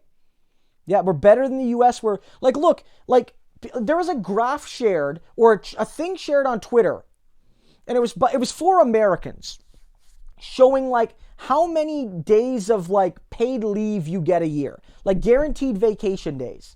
And it was the United States had 0, and then Canada had 10, and a whole bunch of other countries had 20 or 30.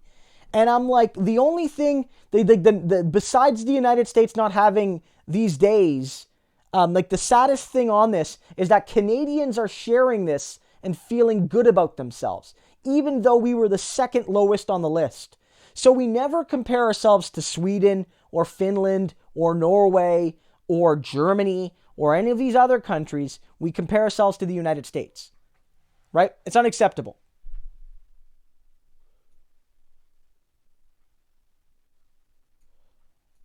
Samantha, who would I like to interview, former or current world leader? That's an interesting question. I'd love to talk to Jeremy Corbyn. That would be really fun.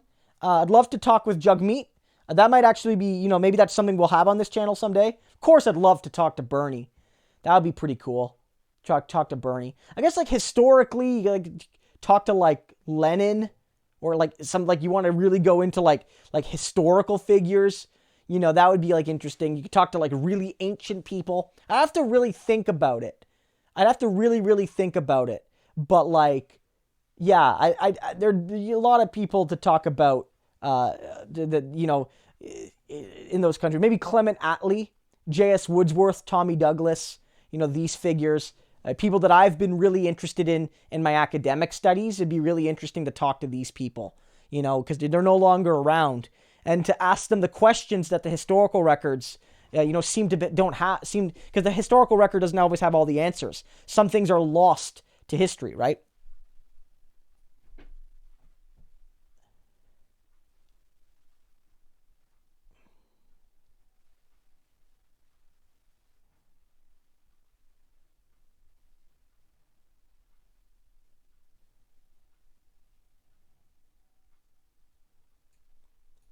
The Slapdad Hugh, no, see, here's the thing. The federal tax brackets only tell part of the stories. They don't include payroll taxes. They don't include the fact that the rich aren't taxed on their wealth. Effectively, Warren Buffett pays a lower marginal tax rate on his entire income than his secretary.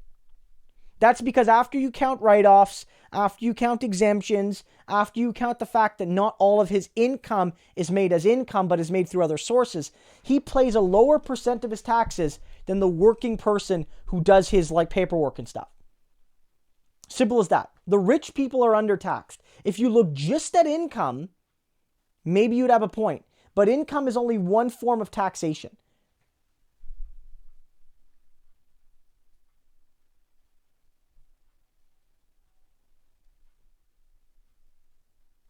Samantha asking where's Smokey. Again, Smokey is here, but he's camera shy right now.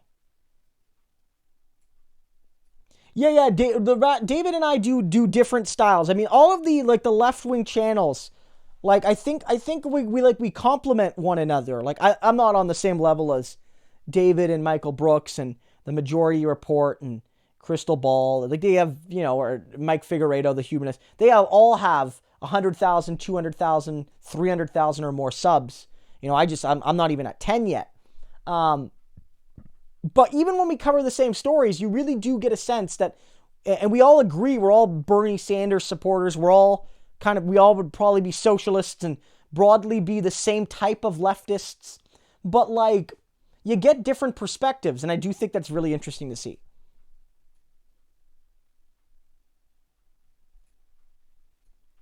Yeah, I mean, it is, like, right now, it's like you want to look into the Trump-Sanders voter analysis. Joseph asks, is it time to prepare for the inevitable Sanders-Trump voter analysis? To a certain degree, we do. I think right now, one of the arguments has to be, like, who's going to beat Trump? I think that's a fair question. And how is that going to happen?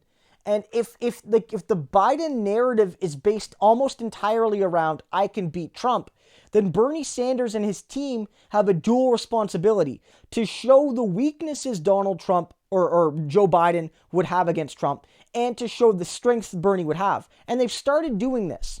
They've noted, for instance, that when Joe Biden's record is brought up by Trump, even if it's disingenuous, because Trump will do the same or worse than Biden, it'll demotivate progressive voters. It'll demotivate people who voted for Obama before, but want somebody positive to vote for. They just won't show up. Trump will be happy with that.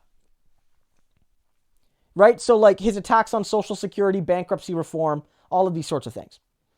When you bring in Bernie, however, I think you can make the exact opposite argument, which is that Bernie Sanders can convert working class Republicans. He goes on Fox News, he goes to West Virginia, and he wins over crowds of Republicans because they don't even know what left-wing politics is. They just know that there's neoliberals on both sides of the aisle, and the Republicans are better at communicating to them culturally. They've never had someone explain to them what economic justice is. Like not in modern times, at least. But Bernie Sanders will drive turnout. That's, I think, the argument. Bernie Sanders will drive turnout. So Bernie has to suggest that Biden will be a risk, like Hillary, at losing overwhelmingly because she didn't excite people. Bernie is the exact opposite.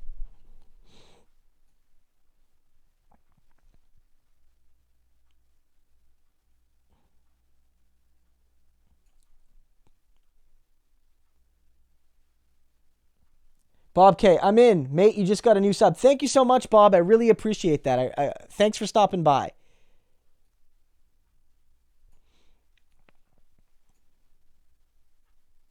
Yeah, Zachary, I did see that. Okay, so for those who didn't, Jeb Bush last night had his police class, or Pete Buttigieg had that. I was going to make a video on it, but then Bernie Sanders dropped his clap back to Joe Biden on Social Security. So I didn't feel like I felt like the Bernie story was more important to my viewers. So I went with that instead.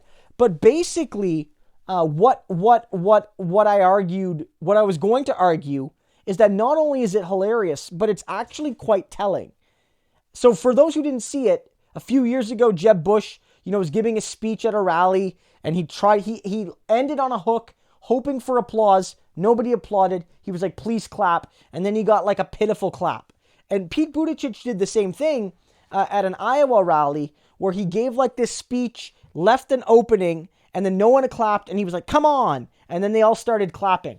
And it was like the most cringy moment. But what this shows, and Zachary, thanks for bringing this up again, because I do want to speak about it briefly, is that both Jeb and Pete are totally astroturfed, billionaire, like, coiffed, artificial campaigns and candidates. There is no significant proportion of the population that actually wants either of them to be president. But there's money behind them, and there's mainstream media attention and buzz behind them. And that can, at the very least, keep you in the discussion. But when you're in the actual events, there's just nothing there. Your own supporters have to be trained to dance like seals. Your own supporters have to be told to clap. That's not a man with the enthusiasm to win this election.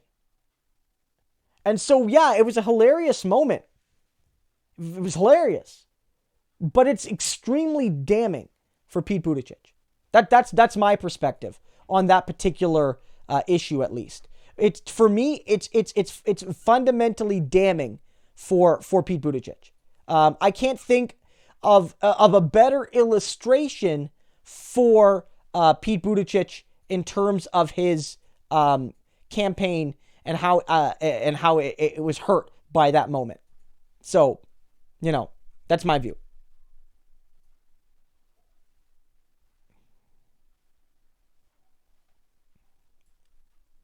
Just came from a Jimmy Dore stream. That's very interesting. It's very interesting. I didn't know he was streaming right now. Oh, yeah, I mean, like, look, Andrea in 2014 was awful. 100%. 100%. I'll give her credit for running a good campaign in 2018. Yeah, but before that, it was an awful campaign. Zachary says Andrew Yang will run for Congress. I wish him well. Like, I mean, look, I don't agree with him on everything, but if he replaces a corporate Dem especially, I mean, it's probably a net gain. And he seems like he's a nice guy.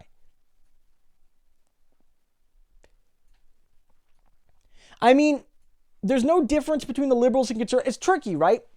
The differences are greatly exaggerated. There are differences. For instance, the Liberal Party is much clearer on its support for things like a woman's right to choose.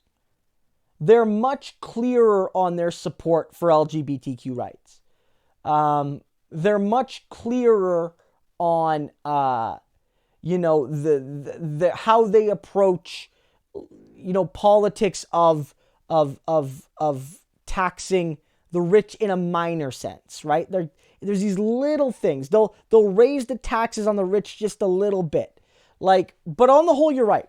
On the fundamental questions, the liberals and conservatives are much more alike than they are different. And if you want to piss off liberal and conservative voters, tell them that. Tell them that at the end of the day, they're more alike than they are different. They hate hearing that. Conservatives hate hearing that they're a lot like Trudeau, and liberals hate hearing that they're a lot like Andrew Scheer. But at the end of the day, in that most recent federal election, the liberals promised two key big promises. One, pipelines, and two, tax cuts that would benefit upper middle class people before they more than the poor. And the conservatives promised the same thing. Pipelines and tax cuts that would benefit the upper middle class more than the poor. Now, the liberal tax cut was more equitable than the conservatives, but still not actually progressive. So they are very similar. That's a great point. Look, no one here needs to be dragged. No one here needs to be dragged, Lance. No one here needs to be dragged. I was just offering my perspective. I think you're right. What I will say, and I've noted this in my interviews, Lance, that at the end of the day, when I do media interviews and people ask me, like, what's the middle class in this election thinking? Like, basically what I'll say is middle class, as you're using it, is such an amorphous blob of a term to be effectively meaningless. So when I use middle class, like on YouTube, or I use it in like a classroom, or I use it in my academic writing, then I'm using it in a very particular context. And I can define it, and I can like fence it and have an interesting discussion. But you're right. As for political discussions, in terms of like, I represent the middle class, it's a less than useful term. Yeah, and Shay's right. The managerial class is a big factor too.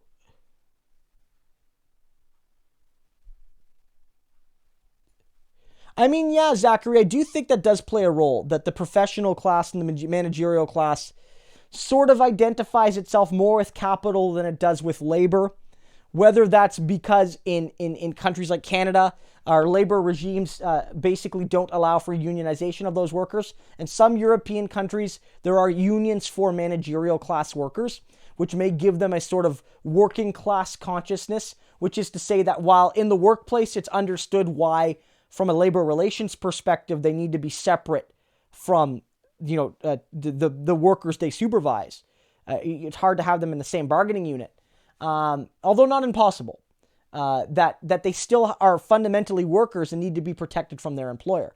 That's certainly, I think, an issue, and I think that existence of the managerial class is a barrier for the left. I really do think so. That's a great point.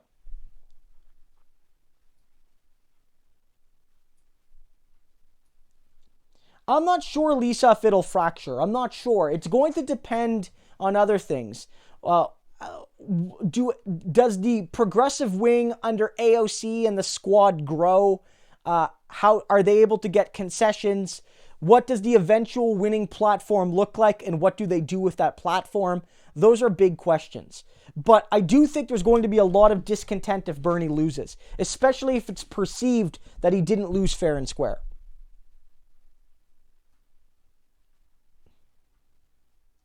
Ocean dude, Canadians come volunteer so you don't have to end up building a wall. Man, that's not a bad point.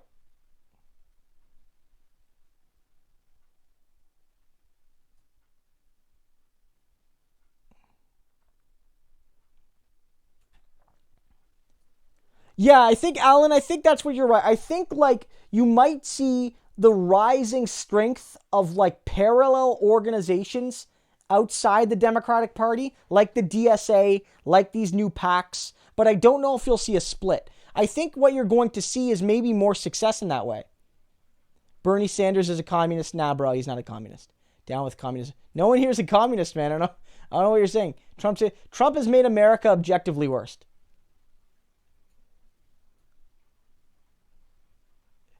Stephen Colbert, don't worry about it, man. I mean, that's a very interesting thing. Sorry, I didn't realize that this guy was spamming here. I'm going to put this guy, and then I'm going to get rid of him. There we go. Sorry about that, guys. Apologies there.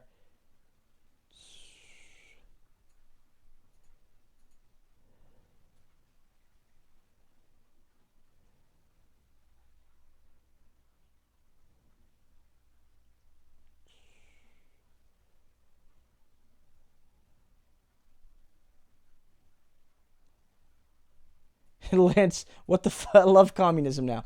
Look, Bernie's not a communist, although I will say this is really interesting because there are times where somebody, whether it's a Republican or a right-wing Democrat, will share this piece where Bernie Sanders is basically doing something really cool.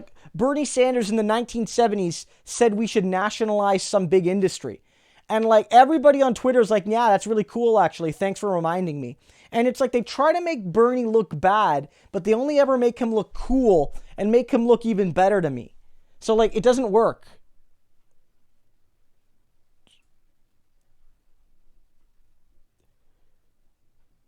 No wonder the chat was so full. I was why is the chat so full? And then it's because this guy was spamming it. So let me...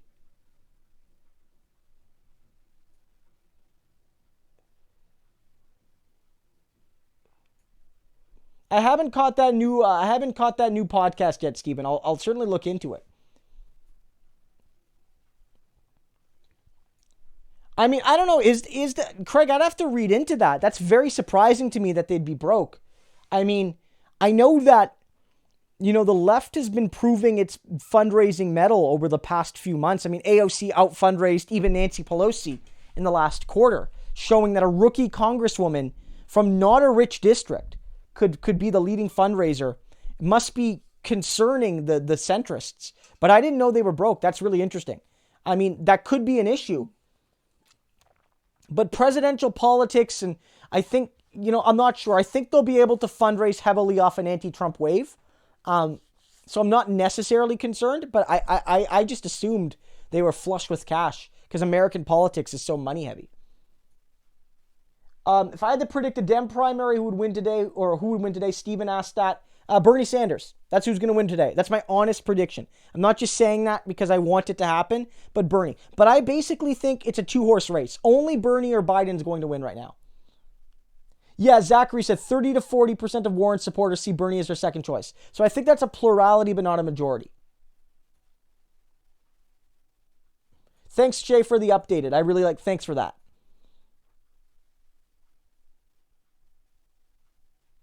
Yeah, I mean, Warren's vote on the USMCA was nonsensical to me. That's awful. Like, for all the drama about what she said about Bernie, and I think that was an important story. I do. I think it was good that we all, and on my channel and many others, we rose to defend Bernie there because we needed to, stamp that down. But maybe worse than that was Warren's USMCA vote. I mean, Jeffrey, maybe that's true, but at the end of the day, he still voted the right way. He still voted the right way.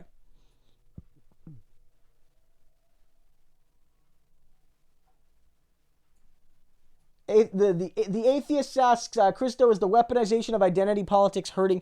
I mean, I don't know. I don't think so. I think there's a certain type of performative wokeism that's a bit inaccessible to people without university educations or with deep experiences within social justice circles.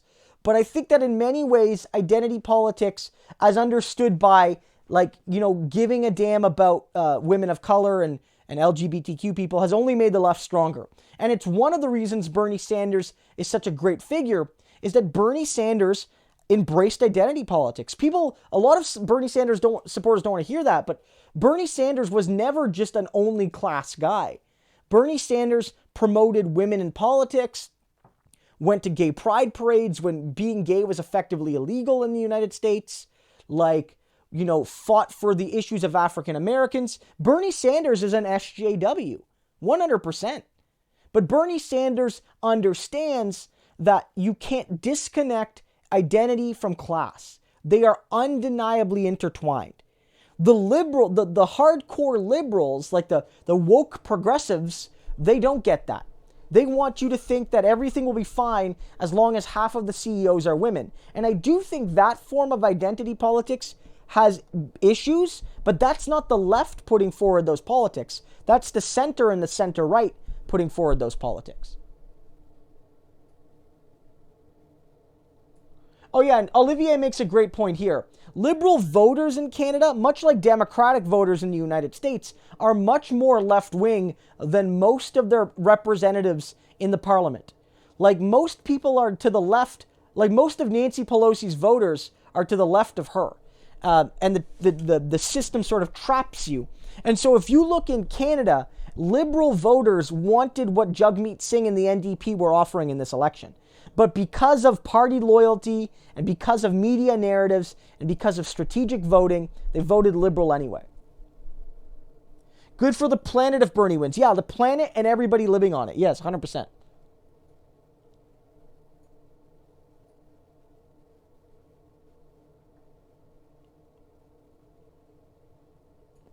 I mean, Craig, that's an interesting point, Craig. If they really are that desperate, they're so desperate, then maybe they'll be more willing to work with Bernie because Bernie Sanders has clearly been able to raise money. Now, can Bernie scale his individual campaign fundraising style to an organization?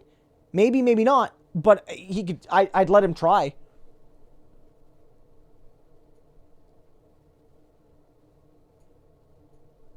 Well, here's the thing, Rafe. Most of the Liberal Party voters support expanding it. But the Liberal Party itself doesn't really.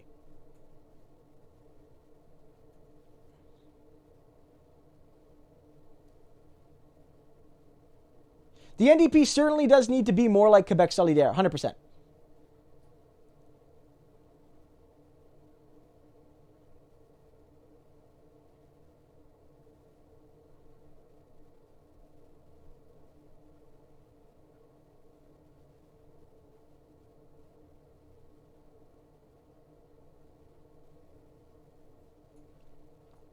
Right now, Books. I'm just kind of reading my old standard academic stuff. Nothing too interesting. In terms of games, I'm still playing through Enter the Gungeon right now. I played it for a while, but I'm trying to like beat the hardest levels and beat the secret levels. So I'm getting back into that. Besides that, really, I haven't had a whole lot of time to play games recently. I'm excited for Crusader Kings 3 to come out. I have The Witcher 3. I've never beaten it. I'm trying to play through it and finally get through the game at some point. But it's such a long game that I have to carve out bits of time here and there for it. So those are kind of what I'm playing right now. But I've been busy with the channel's been really busy over the last couple weeks. A lot of stuff to cover. So this has been taking up a lot of my time.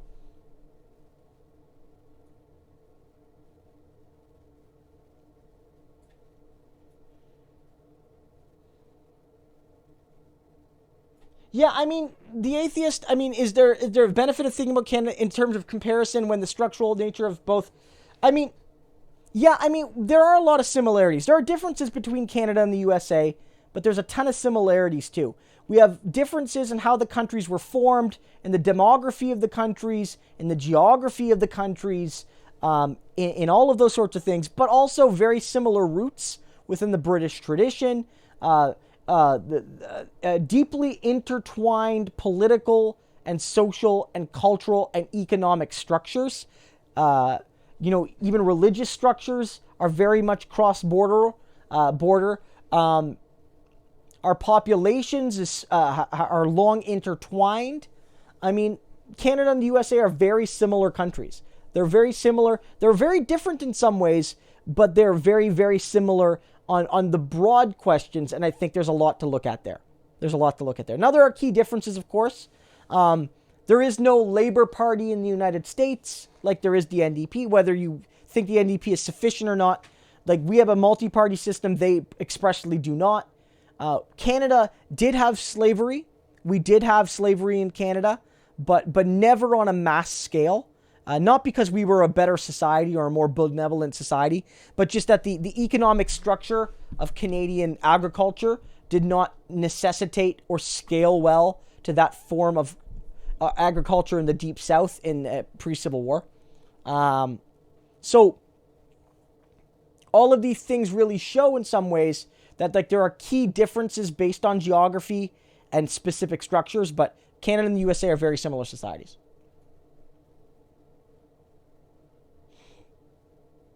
What about Karl Marx? Well, they said a world leader. Karl Marx is a world leader, but he's not like a politician per se. But oh yeah, if you wanted to talk about people to interview, Karl Marx would be right up at the top. Yeah, 100%.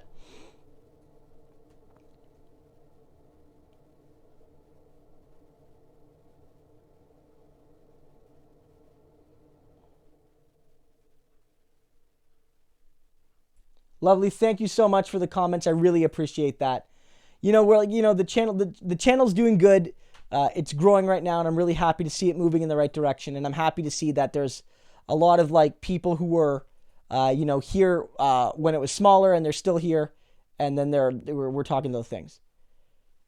Well, that was a very, very compliment to say I'm closest to Michael, because I have a lot of respect for Michael, and he's a very nice guy, very bright guy, very worldly thinker, and I have a lot of respect for him.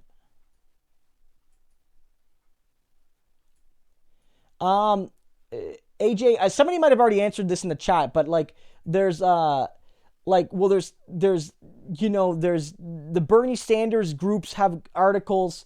There's, the socialism subreddit. There's Left Without Edge. There's, the like Democratic Socialist subreddits. There's the NDP subreddit. If you're looking for like a general subreddit, there's also Canada Left. It's just r/Canada Left, which is not strictly just articles, but it's a bit of everything. That's really good. Any other good left-leaning subreddits? I mean, if you go to some of those, like if you go to socialism, there might be a good multi-Reddit. Like there's All the Left, I think. That might be a good catch-all for left-wing stuff.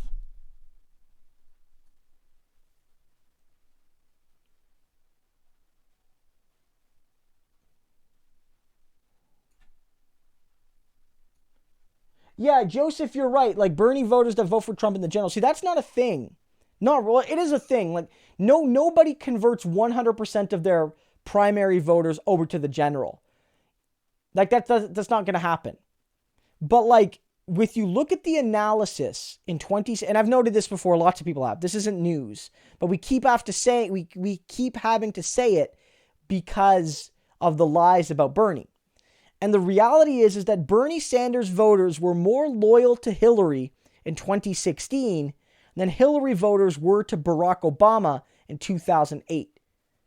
You know, more Hillary voters said screw Obama and the DNC and voted for Republicans in 2008 than Bernie voters did. And when I forget which poll this is, but I saw a recent surveyor poll that asked people, if your candidate doesn't win, will you vote for Donald Trump? And Bernie voters among the leading candidates were the least likely to say yes. I think the bigger risk for Bernie voters is that they would vote green or they wouldn't vote at all. But I don't even know if that's the issue. I think the issue is that Bernie voters understand that Donald Trump is dangerous. They just really think Bernie Sanders is the best alternative narrative to Trump.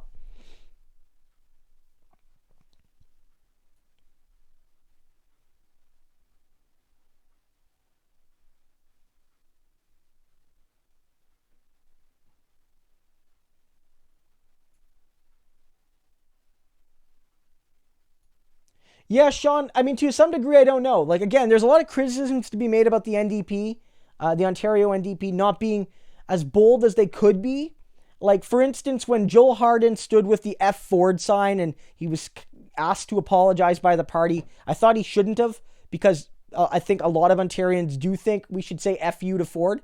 But in general, you're right. And to some degree, people on Twitter, we were having discussions about this today. We're basically like, to some degree, I don't want to say it like this, but it's like, at what point do like the electorate take responsibility to have a memory longer than a goldfish? Like, I'm not saying that they should be content with what the ONDP is offering and not ask for better. But like on this particular issue, it seems like Merritt Stiles especially, but the rest of the party as well, is doing a bang-up job holding the Liberals to, or the Conservatives to account on their education attacks, their tax on teachers and on educational funding, and increasing classroom sizes and all that. And the Liberals seem to be reaping the benefits.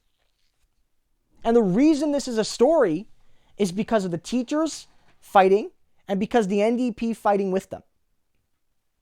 But they don't seem to be benefiting. And to some degree, look, people always want to criticize the NDP, and the NDP deserves criticism. But at some point, can we actually be brave enough to admit that the electorate is wrong? Look, if Bernie Sanders loses to Donald Trump, God forbid, are we going to honestly say to ourselves, well, the electorate's never wrong? No, they'd be goddamn wrong. You could say Bernie could have done this or that better, but they'd be wrong. The electorate can be wrong. And I think if they continue to show the Liberals support after what they've done and continue to do and will do when they get elected again, they could be wrong. And the NDP can always do better, but at some point you have to just lay the blame where it is, with the actual voters and their goddamn Stockholm Syndrome for the Liberal Party.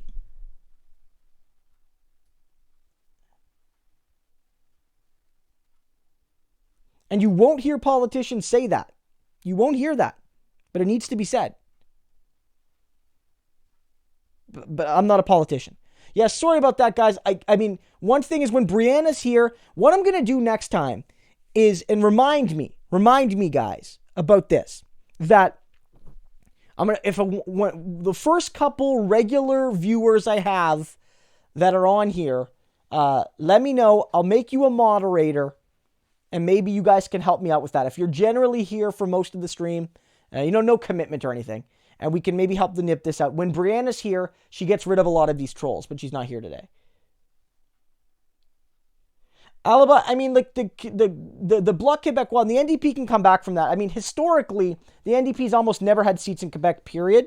So it's like the NDP, in terms of survival, it has had no seats in Quebec for most of its history. But they can come back for a few reasons. One, a few of those seats were close. Two, Jagmeet Singh, I think, was basically downvoted by Quebecers because of his religion and his religious attire. But they will be more comfortable voting for him a second time. I really believe that.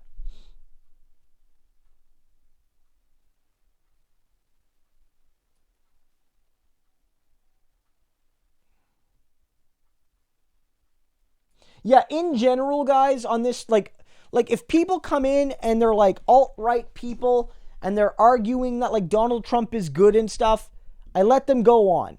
But like if they're spamming or if they're insulting me, not even really me, I don't care about me, but if they're insulting my fellow viewers and guests, my supporters, then I will just put them on timeout or remove them from the group. That's just my view. I don't want to quote unquote censor, but I'm not going to tolerate hate speech and things like that. We do need a Jacobin magazine in Canada. You're 100% right. You're 100% right that we need a Jacobin in Canada. It's hard to build magazines like that in Canada because of the scale. Because like the United States is not only a country with 10 times the people, but a United States magazine is by definition a global magazine. Right? Like it'll be, even if it doesn't cover global issues, but Jacobin does, but even if it didn't, it would be read worldwide. A Canadian magazine will likely only be read by Canadians. And so its potential scope is more limited.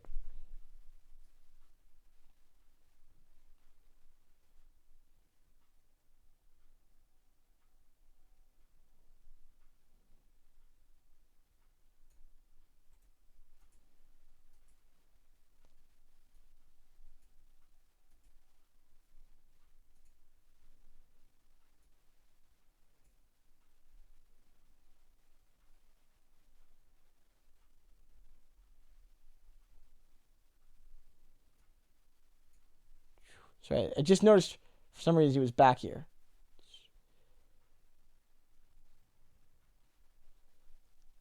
Yeah, I mean I like Chapo too, but like TMBS is a really good. I think he strikes a better balance of being productive.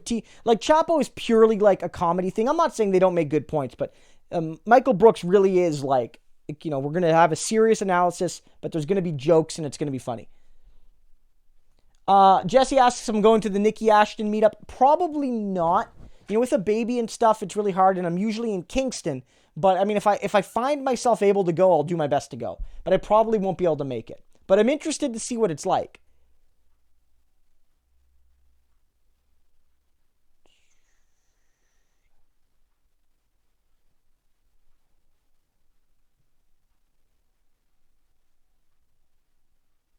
Yeah, it's more female dictators. I mean, that's a certain type of like liberal wokeism that people say, oh, the left has lost its way. But like, those people aren't the left.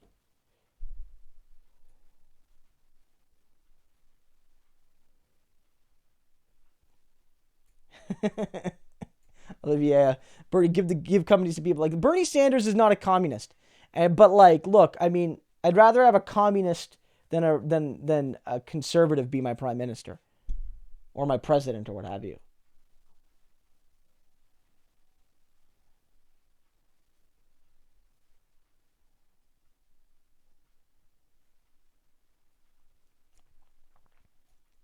Yeah, Olivier, you're right. And Olivier says here that like getting people to turn out is key. And Bernie has noted that at one of his rallies just before Christmas with AOC when they were in Southern California, he basically said, "Hey, look, if young people, if like poor people, if like working class people come out in this primary and vote, we'll win. If they don't, we won't." Like he was very stark about it. Like those people need to vote for him, not just in a general, but in the primary, because that's one of the advantages Biden has. Let's also be real here. Like Bernie may be underestimated in certain elements of the polling, but young people, Bernie's core base, is less likely to vote. And so there is a potential that Bernie Sanders could lose a little bit of support in that where, if young people don't show up. And I really hope they do.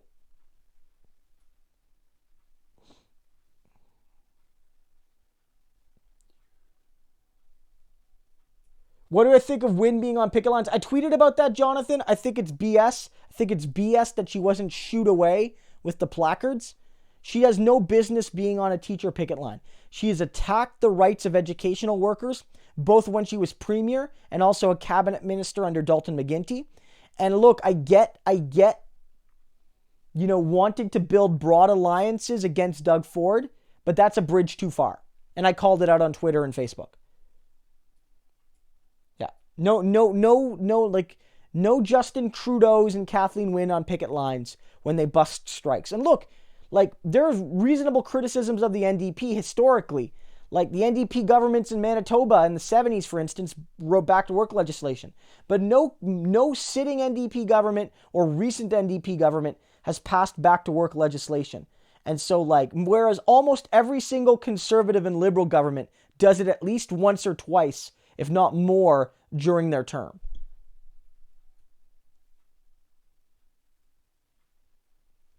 Yeah, one of the things is when your channel gets a little bit bigger and your streams get bigger, you do attract more trolls. I mean, it's, I guess it's the price of relevance, maybe.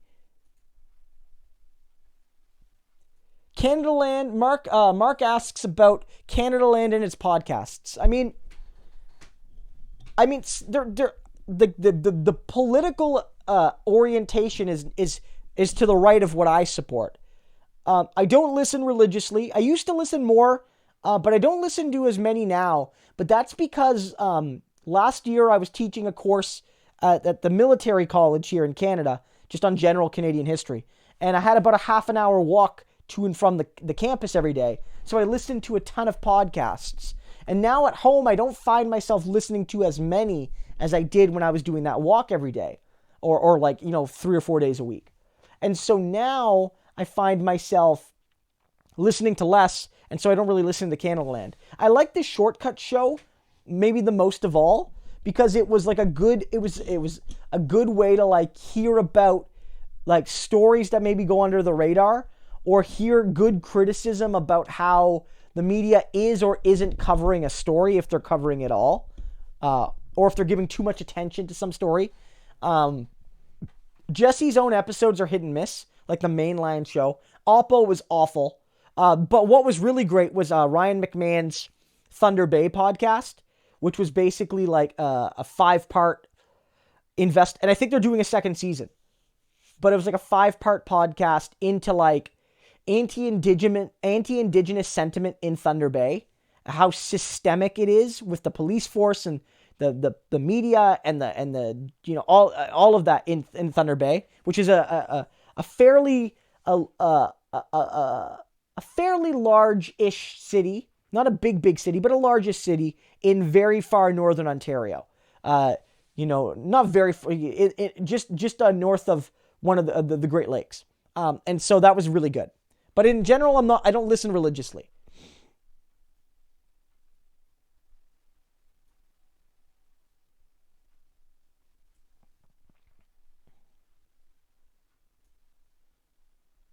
Yeah, and I mean, Zachary, that's an interesting perspective. One argument you could make, this could go both ways, and it's hard to make this argument. Because on the one hand, if you do, let me see. Fake Christians for Trump, throwing you a SC for your hard work. Thank you so much, Fake Christians. I really appreciate your support. Thank you so much. Let me there's a good question here.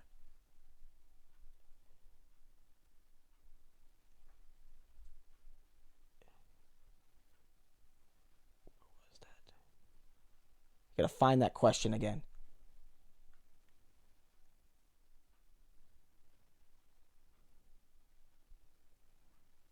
Okay, well, I know that. Let me see while I find that. But I know that question was basically, does Bernie Sanders, if Biden and Warren voters will vote Democrat anyway, then you don't need to support them because they're trapped voters. But I sort of don't like that argument because I feel like that puts you in a trap basically by saying you're going to hold the party hostage. And I actually don't like that.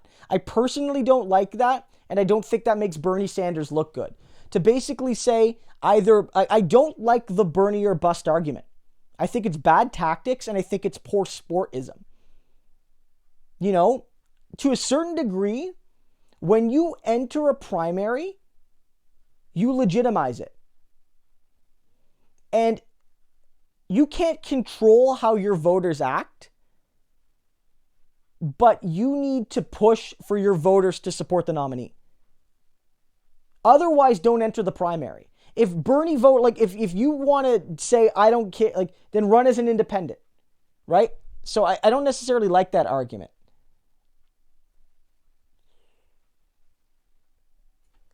I haven't played the Dark Souls games as much. I do want to play them, but I haven't gotten to that yet. They look, of course, I know they're notorious for their difficulty, so I don't want to struggle too much. Koru says, good evening, Christo. Hey, thanks for the note. How you doing? Great to have you here. Okay, I'm finding my place again here again. I mean, yeah, Zachary, I get that point, but I really do have a concern with making that argument. It makes it feel like Bernie Sanders voters are holding the Democratic Party hostage, and it's not a good look. That's my view. And Zachary, that could very well be the case, but you could say that in part to the NDP as well. So it's like, can you blame like the electorate or the media, but also like the people at some point have to know better too. Yeah, Zachary, you're right, but the people still at some point have to know a little bit better.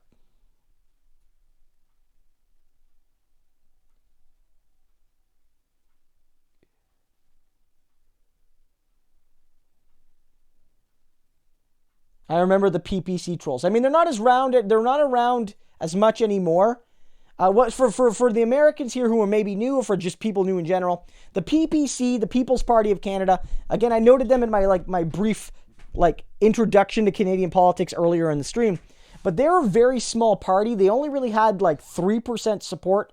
They didn't win any seats, but they were very, very active on YouTube online.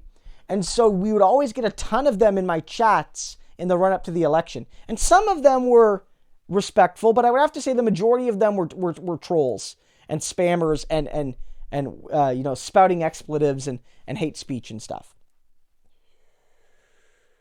Aaron says, sorry I'm late. Well, Aaron, thanks for stopping by. Don't worry about it. I'm just glad to have you here. National Observer is not really left-wing. If you look at Sandy Garrisino, she was a liberal apologist during the election. They're not really a left-wing source. I would say they're pretty tied in with the liberals. If you want left-wing sources in Canada, not all of them are going to be pro-NDP, but you got Canadian Dimension, Rank and File, Our Times Magazine, Ricochet, Briar Patch, The T, what else? I mean, those are just off the top of my head, those are all more left-leaning sources.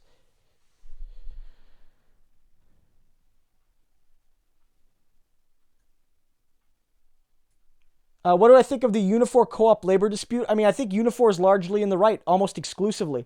And I've been very critical of Unifor in my writing, on social media, and here on this channel.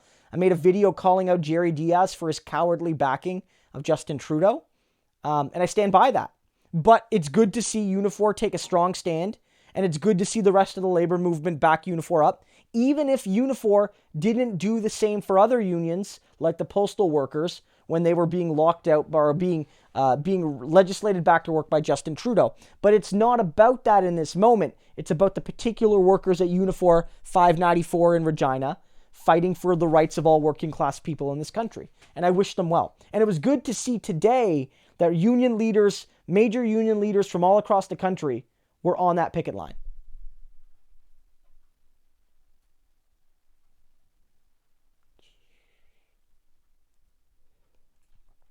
Weirdbeard asks what I think about the eco-socialists. I mean, just to clarify, I think you're asking about the BC eco-socialists.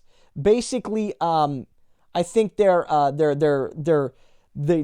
probably capture my views really well in some ways. They're going to be more eco than the Greens, more socialist than the NDP. That's a good combination. They'll likely fail. And again, I've noted this, and that's nothing personal, but most political parties fail.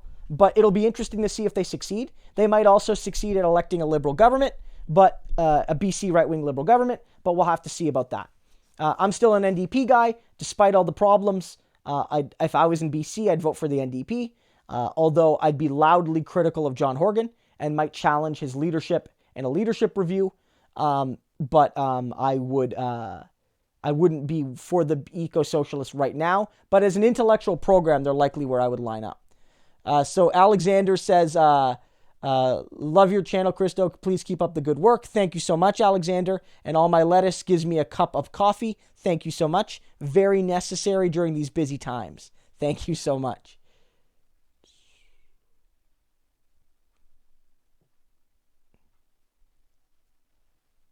I mean, it's great to see, Ramona, that AOC and other Bernie supporters are working hard in Iowa because, and look, at the end of the day, I don't think this impeachment thing is as much of a conspiracy as people are making it. I think impeachment was going to happen, and it would probably happen now, and I don't think it's a conspiracy against Bernie. But I do think in some ways that, it could hurt Bernie. Now, it could also give Bernie a positive association that he's there fighting Donald Trump, that he's the one fighting Donald Trump while other people like Biden are working for themselves. Bernie Sanders is fighting Trump in this key moment. Now, Klobuchar and Warren could do the same because they're also, current senators. So, but you're right. It's vital that Bernie's surrogates are there for him, and he's built that team, because he will need them to be there when he can't be. Aaron asks if Canada's unions would support a Green New Deal. It really depends. Some unions are behind it, some unions aren't. Some unions are behind the general program, but not the specifics. It really depends. And in some cases, the unions back them, but the membership doesn't. The membership is very much pro-oil and gas. Or the vice versa. In some unions, the rank and file wants a green radical transition, and the union leadership is more conservative. And so the union movement is divided on that question, very deeply in some ways. And the NDP is as well. There are elements of the NDP that want a legitimate, no BS Green New Deal. And there are others that want the image of a Green New Deal, but they don't want to have to make the hard decisions. And one thing for the Americans here, and this is not an excuse, but we are much more dependent as a percentage of our GDP on oil and gas extraction and exportation than the United States is. We are a petrostate. The United States isn't. And so for us, it's an even tougher discussion because so much of our economy is connected to selling our carbon-based natural resources. Case Study QB says, much love to you, Christo. Been checking you out for a while. Please check out my political channel covering relevant news clips. I'm just starting out. Case Study, I'll be sure to do that. Other folks, check them out. I mean, at the end of the day, I'd have to look into it. I don't want to necessarily promote somebody without knowing, but it can't hurt to look somebody up. And I'll certainly check you out. And thank you so much for the super chat. I really appreciate it.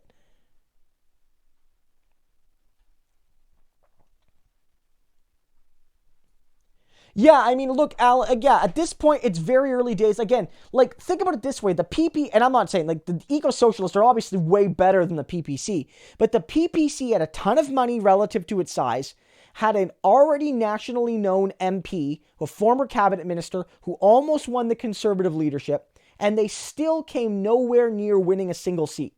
It's very, very hard to create a political party and succeed. And the eco-socialists aren't going to be given the media attention the PPC. They're not far left. I'm not calling them far left, but the left extreme does not get the sort of media attention that the Wexit people or the PPC people get. So it's going to be a tough fight. Rawa says, new to TO, want to get into Canadian politics. Want to start off with this question. What are your thoughts about the former Premier of Ontario? Good stuff and bad stuff. Well, if you're talking about Kathleen Wynne, it's mostly bad. Some good stuff about Kathleen Wynne. I do think, again, people's identity politics, but I do think it was important that she was Ontario's first woman Premier and first openly LGBTQ Premier. She broke some history there. She did some good things. Her sexual education reforms were largely good. I agreed with those. What else did she do that was good? The labor reforms she did were far, far too limited, but there were some consultations with unions, which was good. But on the whole, it was mostly bad. She ran on this supposedly left-wing vision, but generally governed on the center or center-right. She sold off Ontario Hydro, one of Ontario's best crown corporations, at a time where energy needs to be increasingly publicly owned, not privatized. She repeatedly attacked workers whenever they dared to strike at universities and at other public services. In her labor reforms, there were a bunch of common sense suggestions by the labor movement that were backed up by popular support and by data, and she ignored them. She made a lot of mistakes too. And so I would say on the whole, her tenure was rather bad. And during the provincial election in which she lost, she had the choice to basically, attack Doug Ford or attack the NDP. And she chose to attack the left by basically accusing the NDP of being too friendly to workers. And it was awful. It was awful. So, she did some good things, and she was putting Ontario on pace to be a $15 province, but that was stopped by Doug Ford. So that was a good thing too. So again, it wasn't all bad, but it wasn't anywhere all good either. And a heavy underinvestment. She bragged about how Ontario spent the least amount of money per capita on social spending, like it was a good thing. Which is obviously, it's not a good thing, right?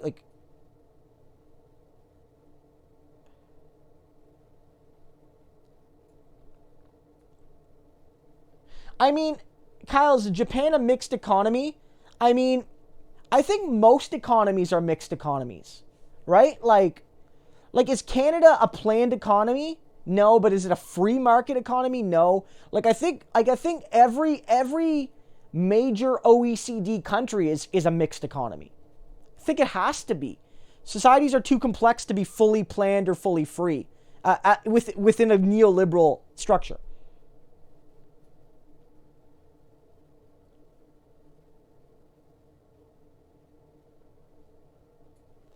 Yeah, Alan, I totally get you. John Horgan isn't helping his cause right now, but if you wanted to stuff the BC eco-socialists out, he could do it with he wouldn't even have to be 100% good on this. He could just just be less awful about it.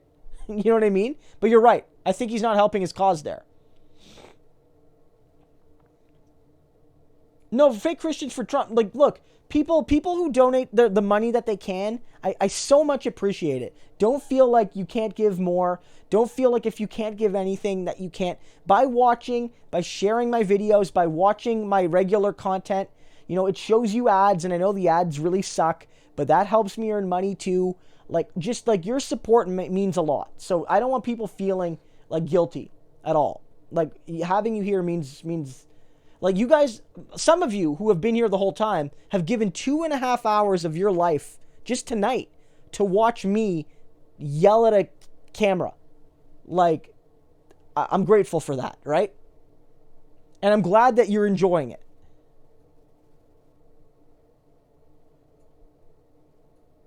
Oh, fake Christians. Sorry, I don't know if I caught this. I might have missed this one, fake Christians. I'm sorry if I did. But I love that you read chats instead of just super chats.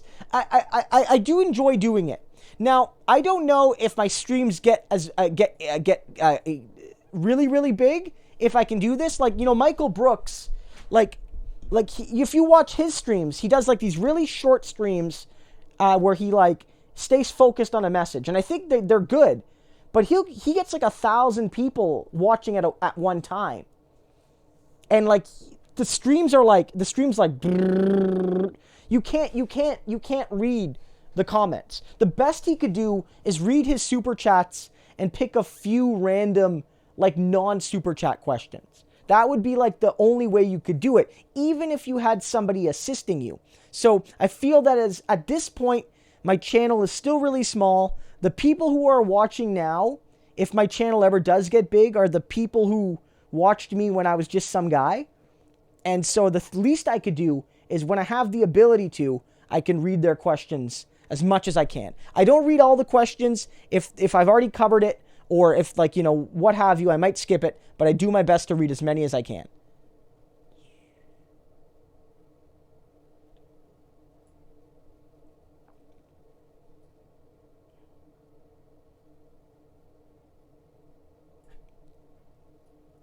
Oh, I mean, if he implements Medicare for all, Philip, if Bernie Sanders, it's going to have a transformative effect on American politics, 100%, and on Canadian politics, because his Medicare for all is better than would be better than our Medicare.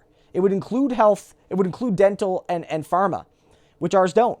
And I think Bernie Sanders would have transformative effects in other ways. He's going to ban right to work. That's one of his goals. That'll have a massive effect on changing the structure of the American workplace. Bernie has said he wants to double the rate of unionization under his presidency. I don't know if he's going to be able to achieve that, but the fact that he's aiming to double the rate of unionization is a major effect, and I hope he achieves that. JF loves Michael Jackson. Thank you for the super chat. I don't see a question there or a comment. If it's missing something, let me know. But in any case, I thank you so much for your support. I really do. Thank you so much.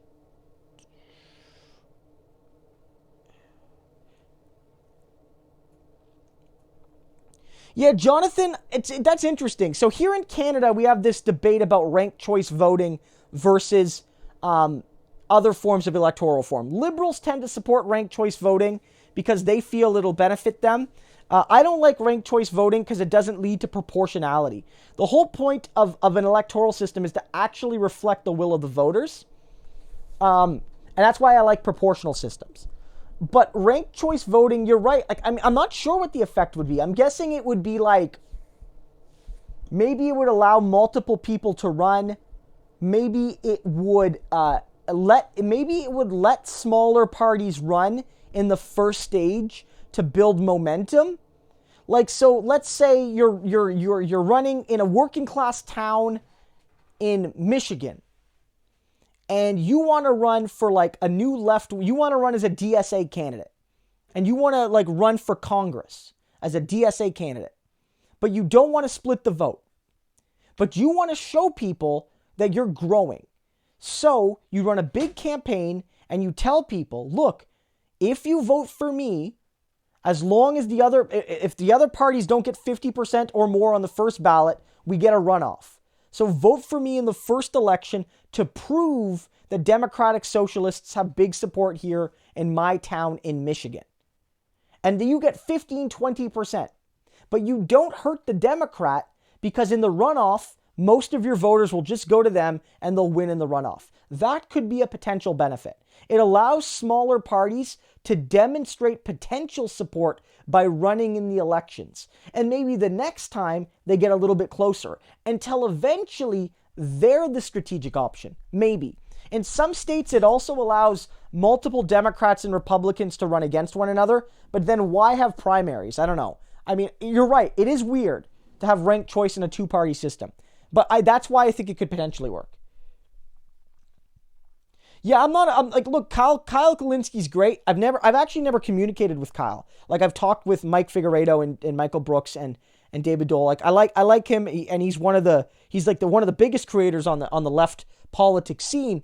But I haven't seen that specific argument from him, but I don't buy it. I don't buy the Tulsi as VP argument. I don't think that's a good move.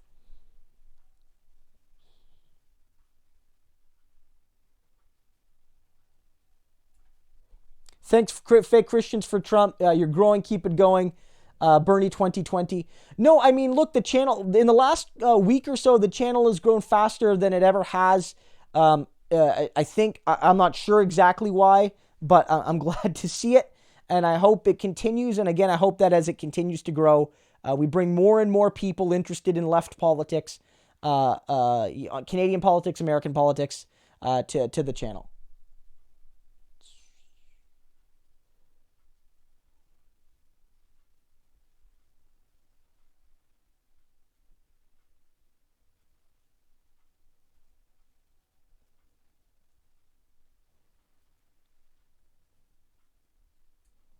Yeah, Zachary, I don't know if you caught that when I wasn't here, But basically, well, maybe you weren't here yet, but that came up early, and I said that I don't like that argument for Tulsi as VP. I think that whether you think it should be kryptonite or not, her position on impeachment alone buries her with Democrats. Look, the reality is now a majority of Americans want Trump to be removed. Not a plurality, a majority, which basically means that includes like potential Republican voters even. Tulsi was also the one that was most likely to be defeated by Donald Trump in a hypothetical 1v1 matchup in the SurveyUSA poll today that put Bernie up 9. She's kryptonite right now. Republicans don't respect her anymore for voting present on impeachment. They're not going to reward her for that. And Democrats will punish you for first picking her.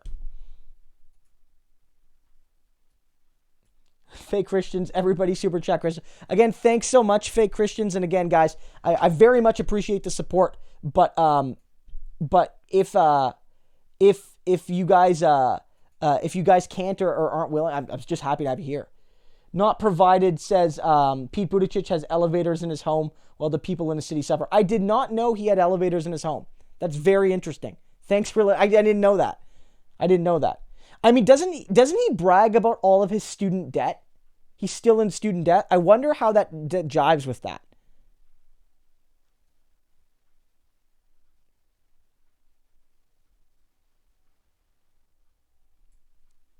Will Warren poison? No. Bernie, first of all, Bernie wouldn't pick Warren as his VP, although he might have, but it won't happen now, I don't think. But I always thought that like Bernie's going to go someone younger for his VP.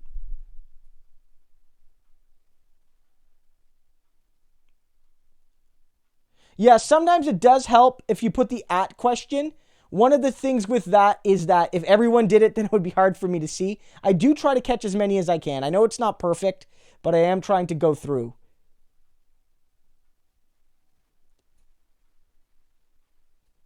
I mean, Crystal Ball, she's a smart analyst.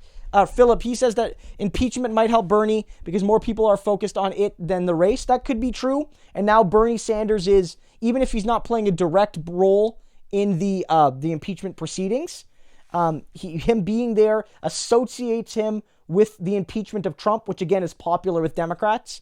And so he and Elizabeth Warren are able to sort of play this, where Warren was asked today, like, aren't you a little worried that this is taking you away from Iowa and New Hampshire? And Warren said some things are more important than the presidential primary. This is one of those things.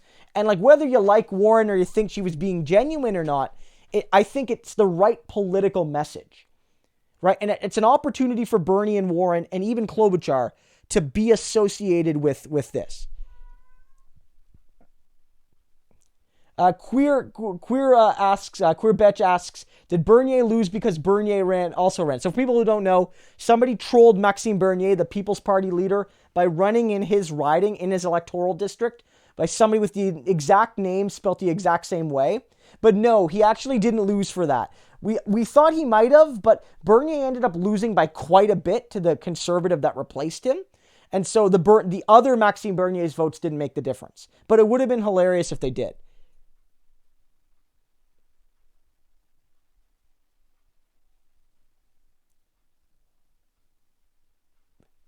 Oh, case study. Yeah, thanks. Yeah, don't worry about it. I'll certainly check you out.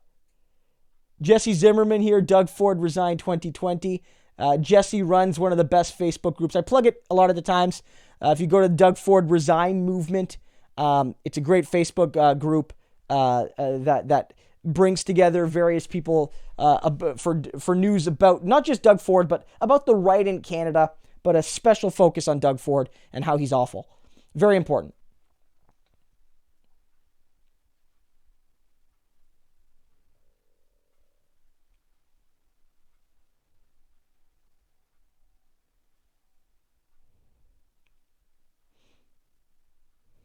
Yeah, no one is talking about Wexit now, right? You're 100% right. But remember how much media attention that got, even though there was only like a couple hundred people at their like meetings. Like it really got way more attention than it warranted. Shay asks, should we be worried about the coronavirus? I don't know. Like I've been seeing it on Twitter. I guess that's unsettling. But at the end of the day, I'm not sure if we should be worried as much or not, because I'm not an epidemiologist or a biologist. So I'm going to say that, like, it's probably best to not freak out, but, like, you know, exercise caution as you always should about your personal health. That's my, like, non-expert advice.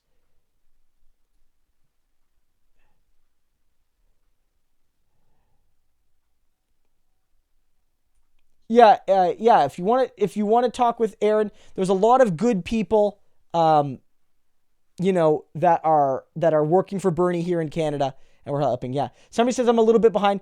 Yeah, it's just with more people here than normal, and if I want to read the questions that I want, that if most of them, or even just like say half of them, it does take me a little bit of time. So that's the one challenge of these sort of streams when I'm doing it on my own.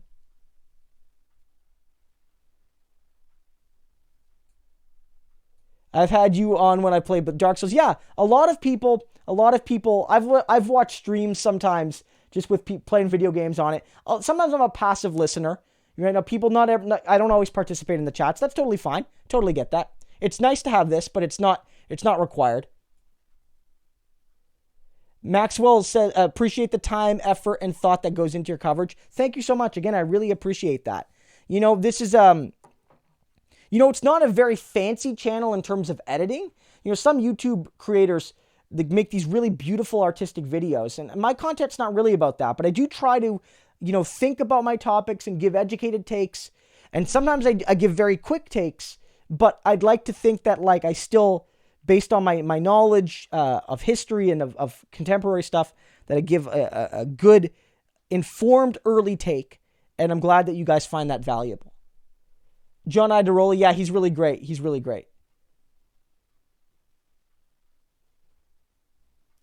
Hopefully Bernie will be POTUS. Hopefully.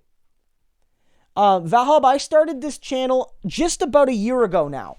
I started the channel in January, late January, like January 30th or something, like 2019.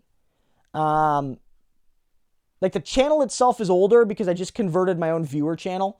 But in essence, the channel's about a year old as a YouTube channel. And it's really started growing faster in the last week or so. But a big growth period was also around the Canadian election.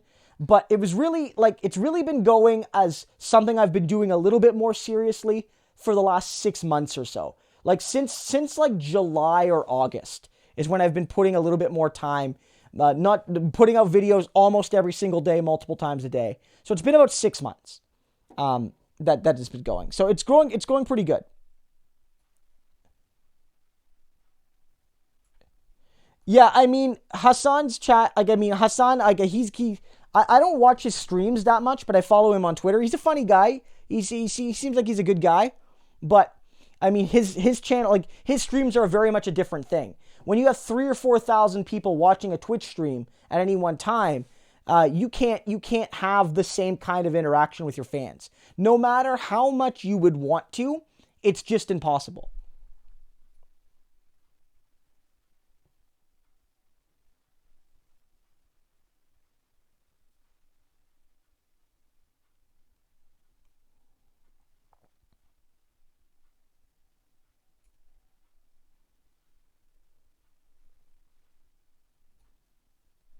Yeah, Arita, that's my concern with Tulsi. I mean, if she does support Medicare for all and those things, why hasn't she said it? That's my concern. And I think, like, that's why I think, like, a Nina Turner would be a good pick. Or even if they're not as progressive, somebody like a Rokana or, you know, like somebody like that who, like, is at least like a left-wing, unabashed left-wing Democrat on domestic and maybe foreign policy as well. And, like, that's why, like, it's like AOC would be great, but she's too young. Maybe Rashida Tlaib would be good, but even she's not perfect. I think part of the challenge is there's no one quite as good as Bernie Sanders, is there, guys? That's one of the challenges. The Salt Lakers asks, how are my books organized? They are not organized. They are just put where they are, because they're the books I have. For those, again, for I've said this before, but my formal training is I have a PhD in history. And so a lot of these books, most of these books are history books from my time as a scholar. Some of them are textbooks. Some of them are other books that I've gotten over the years. Some of them are academic journals. And I just have them where they are. I have my own books up here. I have a book I've written on a Canadian Prime Minister, Pierre Trudeau. It's called The Constant Liberal. That book's up there, but mostly it's just a random books. It's also based on where they fit. Like, so for instance, this shelf right here is narrower. So it's like, okay, so not all of my books fit up there. So it's where do they fit and things like that. And I also have multiple copies of the same book in some cases. So I try to spread them out a little bit. So Rawa says, one thing I noticed here in TO, people care about social issues and kind of ignore economic issues. The Liberal Party manipulates people by saying we love black, brown, LGBT, etc., manufacturing consent in a progressive way. I do think that is an issue. I do think that's an issue. Although, again, the NDP takes those issues up as well and more consistently and more genuinely. I think one challenge in Toronto is it's very much an anti-conservative city. And they don't, despite the city being very educated, they don't understand how first past the post works. And in Toronto, you don't need to fear conservatives, especially if you live in the core city, because only the NDP and the Liberals can win in those ridings. But you're right. The way Toronto voted in the federal election gave way too much support to the Liberals. Toronto, I'm calling out a city here, like an inanimate object. Toronto, you really fucked up during that election. I'm just saying. They really screwed. Like, Toronto should have voted for Jagmeet Singh and the NDP. All it would have done was create a strong, given the Liberals a minority government, but a weaker minority, which would have made them more dependent on the NDP, which would have led to better social and economic policy. But one of the challenges, Rawa, is not just that they're manipulated. For some people in Toronto, not everybody, but there are some wealthier people in Toronto who like the fact that the Liberal Party, is progressive on social issues, but won't fundamentally challenge wealth. And so there are some people that aren't manipulated, but just see it as their political interest to vote for the Liberals. So there's that too.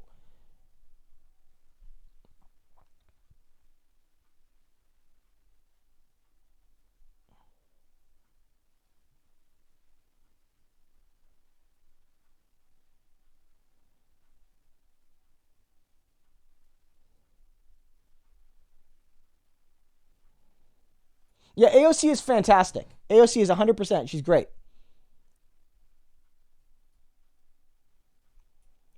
Yeah, well, I mean, the thing with, I think you want to go younger. You want to go younger for Bernie. The Talib, Turner, Khanna, these people are all, they're all, I keep forgetting that Nina Turner's, is over 50. I didn't know that, but still, in presidential terms, she's young. Right? So, you want to go younger, I think. Because one, Bernie picking Warren, it's two people in their 70s. It's I'm not saying you can't do it, but I'm saying that I don't know if it sends the best message. And they're both from New England area states. It doesn't send I think picking somebody else from a different area of the country who represents a newer generation is the way to go.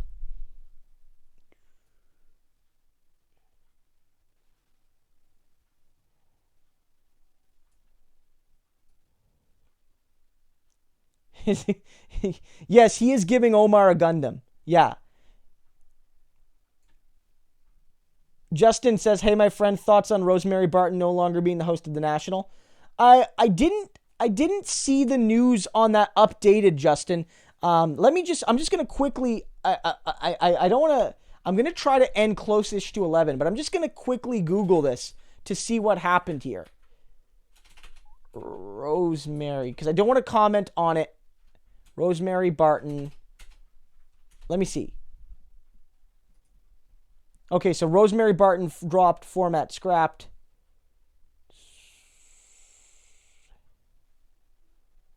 Okay. Yeah, okay. Okay.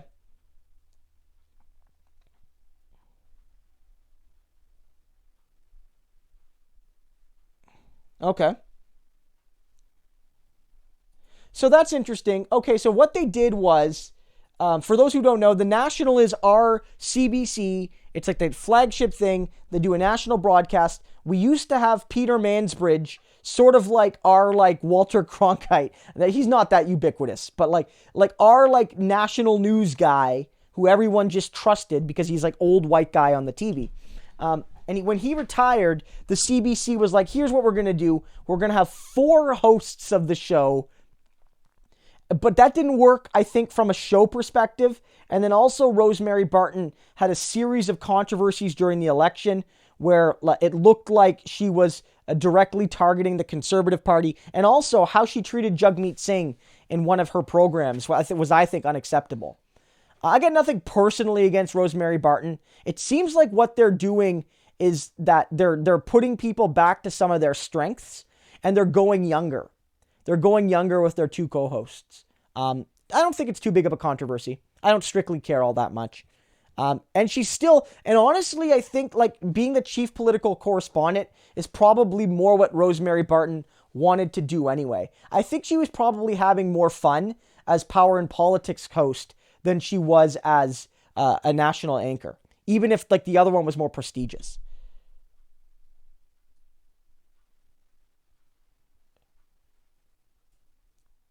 Yeah.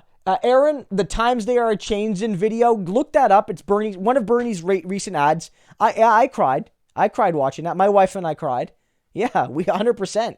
I bet you if I watched it right now, I would cry. It's great. It was a beautiful video. Go check that out. Go check that out. Also, we can agree that JB. Okay, Rawa, I didn't see this one here. Oh, Brianna dumped Christo for impotence. Pass it on. Great to know. I'm just going to put this user in timeout. There we go. And then hide user on this channel. There we go. Okay. Thanks, guys. Sorry about that, guys.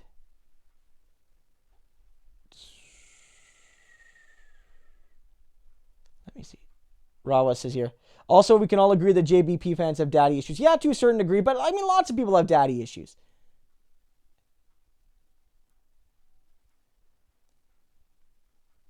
Is she going to go work for JT now? Look, I mean, Rosemary Barton, I do think that during the election, a lot of the media coverage, like, was too soft on Justin Trudeau in some cases. I think, like, they covered the story, but they let the blackface, brownface story die way too easy.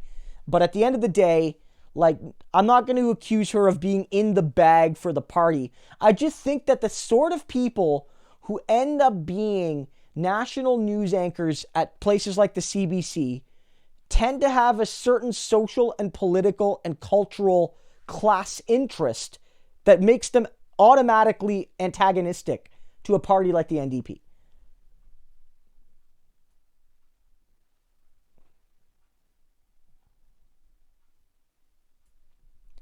Yeah, I mean, Alexander, you're right. And provincially, the city is largely represented by the NDP right now. But the city, for whatever reason, because of strategic voting and other factors, just went liberal, hardcore this election.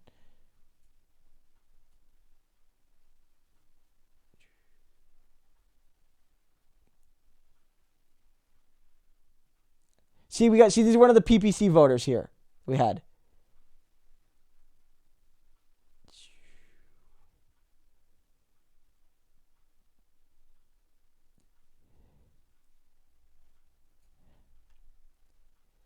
Okay. Fake Christian says, can you give a history lesson on the Bolsheviks? Honestly, not really. I don't have nearly enough expertise to say I would give a history lesson. I mean, I could give brief discussions on the Bolsheviks, but I would bet that if you find other historians who have studied the Soviet era, you would get a much more educated take than you would from me. Check Step Back History. He's a Canadian historian guy on Twitter who's much better at covering broad topics than I am, where as a historian, I'm very hyper focused. That's what PhDs do, right? On Canadian history. Step back's really good. I don't know if he's covered the Bolshevik period, but check to see if he has. Does the PPC still exist? Technically, yes, but I don't think they're going to go anywhere. I think, like, if Bernier would have won his seat, he could have continued to build the brand as the MP, and he would get a lot of media attention. But now that his party, now that he didn't win the seat, he's not even an MP, so there's no attention being given to the PPC. I don't think they're going to be functional in the upcoming election.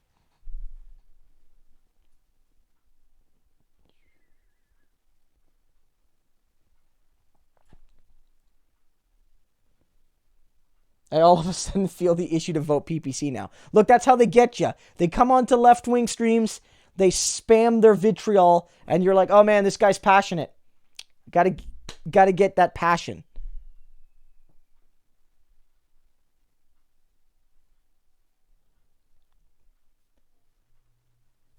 Yeah, I mean, to a certain degree, like, you could see that, like, Rosemary Barton as manufacturing consent. I could see that.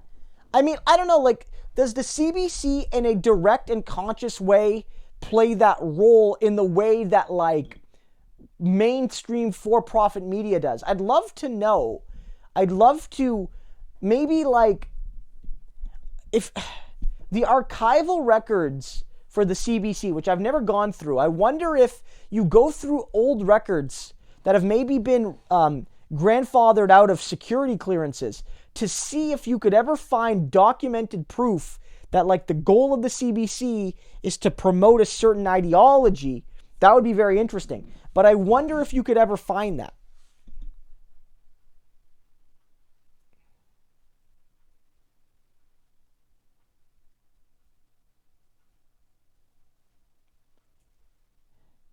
Jesse says, I want to see Christo's bong hits. I actually don't, I don't use cannabis products. I have nothing against them, of course. I think it was a crime that they weren't decriminalized and legalized earlier. But no, my only drug is socialism and alcohol. You know, basically. Yeah, okay, yeah. This is another thing. Like, Mansbridge went to Mulrooney's wedding, kid's wedding, and also I think Peter Mansbridge officiated the wedding of, like, a Trudeau staffer or something like that. Like, there is, like, it happens in the U.S. too. Like, that infamous picture of Hillary, Bill, Donald, and Melania that got so much play that highlighted that the elite are so incestuous. Or the fact that Hillary, or Chelsea Clinton and Ivanka Trump were, like, friends. And it's not a surprise they were. They were both from very wealthy, well-connected, you know, families in New York. It makes sense that they were friends of a similar age, right? And so, like, in Canada, even more so because our elite is so much smaller, because our country's smaller, it's extremely incestuous. The Canadian elite, who they marry, who they go to parties with, which private schools they go to, which universities they go to, you know, all of that is very, very incestuous.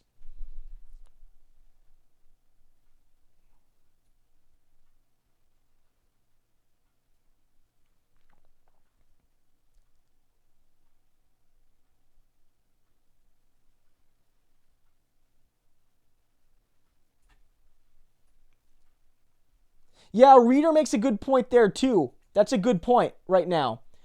If Reader makes a great point that one of the things you have to consider during a presidential thing is if you pick a VP and you win, that VP from the Senate, they have to leave the Senate. And generally what happens, I don't know if this is every state or Reader, but it's in most states, the governor picks the senator to replace them until they can have another election. And so you want to pick a state where the governor is a Democrat. So at Reader is correct. There's a functional need to ensure that if you pull someone out of the Senate, that they get replaced by another person from your party, preferably of the same progressive bent. So you're right that if Warren gets picked out of as VP, you will lose a Democrat. And you need every Senate vote you can get if you want to pass your legislation. I mean, it's going to be hard enough to convince corporate Democrats, let alone the Republicans. So I think that's probably a good move for Bernie to have that focus, right? So yeah, I think that's a good point, a reader. Thanks for doing that. That's the reason why Rod Blagojevich went to jail. Remember Rod Blagojevich? He was the Illinois governor when Obama became president. Obama had to give up his Senate seat, and he basically tried to sell the seat, like to bribery it away and he went to prison for that.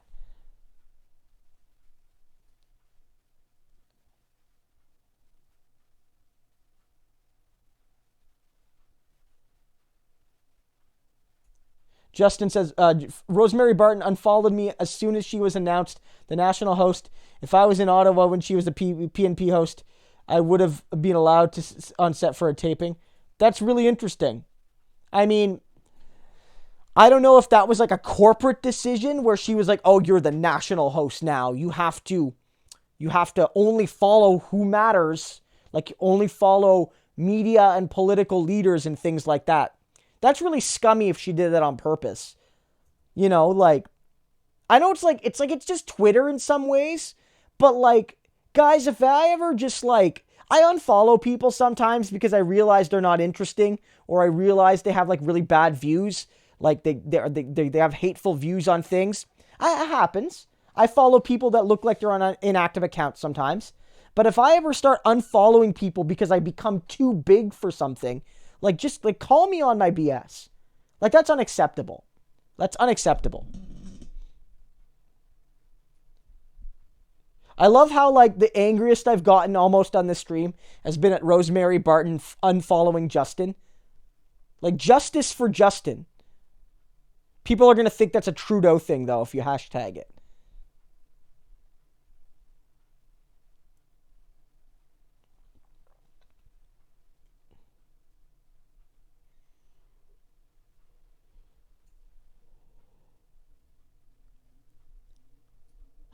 Shay says, a South Carolina official who endorsed Joe Biden last month is switching her allegiance to Bernie Sanders in the state's first in the South presidential primary. That's a big win for Bernie, of course. Like, I mean, look, at the end of the day, if Bernie wins South Carolina, guys, like, this is over. It's over. Because, like, that means that Biden's support is in the gutter. Right? Like, that's what it has to mean. But, like, Bernie, like, the narrative is going to be, how does Bernie do in South Carolina? How does he do among African Americans in South Carolina? How does he do overall? He can win by losing in South Carolina. Like, Biden's got to win and win decisively in South Carolina. So things like this could be good signs for Bernie.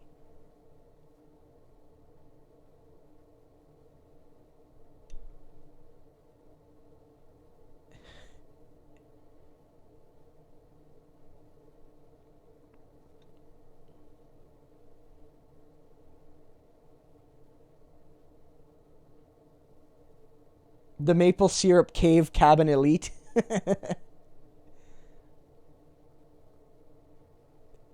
Pick Mitch McConnell, he'll get replaced. Yeah. Well, I mean, I think Mitch McConnell could lose his Senate seat. Look, if the Democrats can win the Kentucky governorship, they could maybe win they could win that Senate seat maybe. And in a general main term election, it benefits the Democrats. If the Democrats can win an off presidential year governor election in Kentucky, and don't forget, there's a lot of people, and they tend to be younger voters, that really only ever vote when the president is on the ballot, because that's when the people pay attention. So if they lose an off-presidential governor election in Kentucky, that's not a good sign for Mitch McConnell. That's not a good sign at all for Mitch.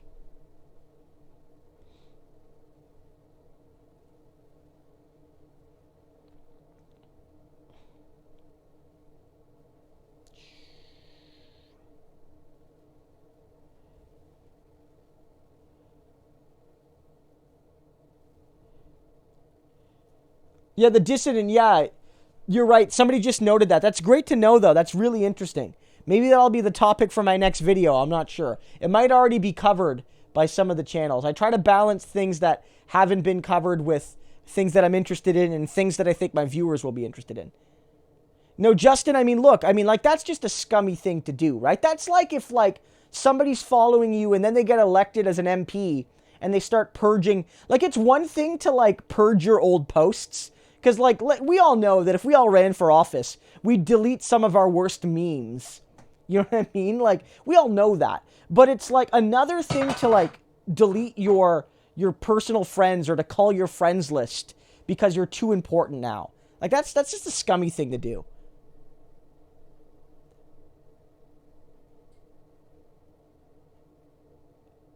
The South, I don't know if the South hates Bernie. The South isn't as fond as Bernie as the rest of the country. But the thing to note about Bernie is that he's improved greatly amongst the groups he struggled with in 2015. Going back to I noted this in the polls in my video today, but I failed to note the significance of the movement. In that CNN national poll today, Bernie Sanders was polling at 30% among voters of color. That means he's beating Joe Biden by 3 points. That's great because at this point last time, Bernie was losing in the same category to Hillary by 24 points. Right? Bernie Sanders is improving amongst his weak categories. If he keeps strong where he's strong, he doesn't have to win among those weak categories. He just has to narrow the gap. It's sort of like with Trump. Trump didn't win amongst poor voters. Trump did better amongst poor voters than typical Republicans, and that was enough. Right? Like, that's what matters. Like, Democrats don't need to, like, Bernie doesn't need to win with African Americans against Biden. He just has to narrow the gap.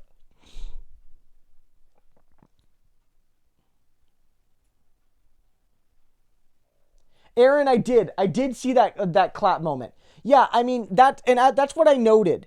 Like, we saw the come on moment, which was like the Jeb moment. And what I said earlier was basically that it's a funny moment. Obviously, we should make fun of him because Pete Buttigieg deserves to be made fun of.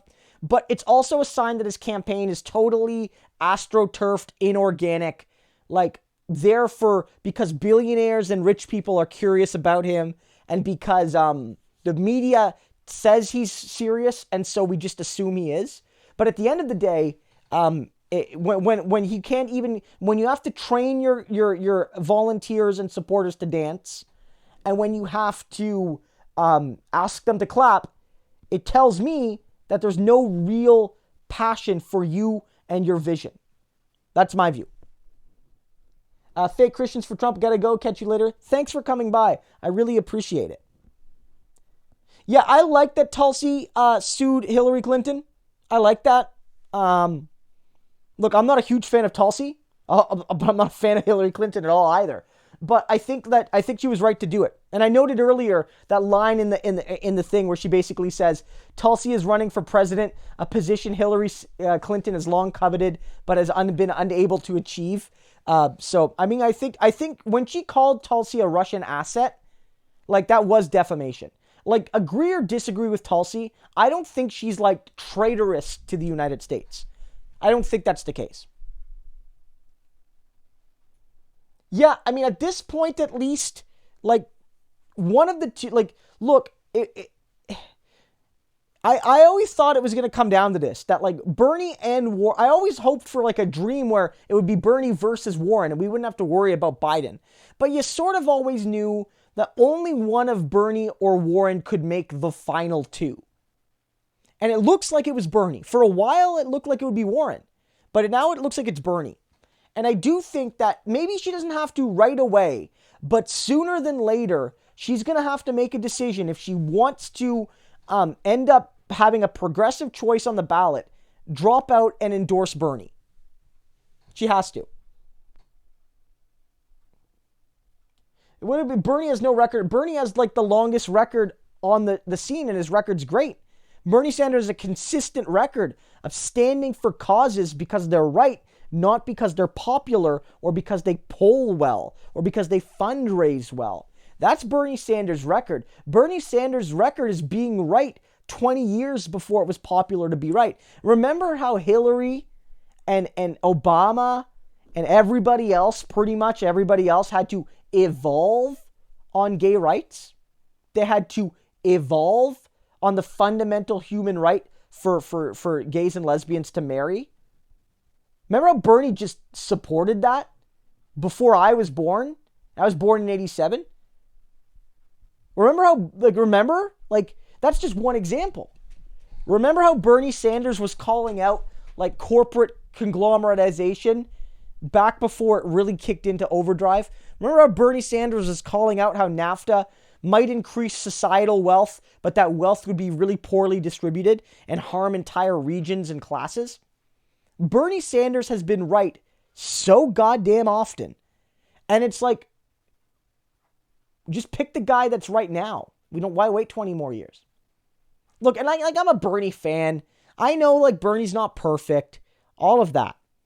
But he has a record. He has a record of being ahead of his time.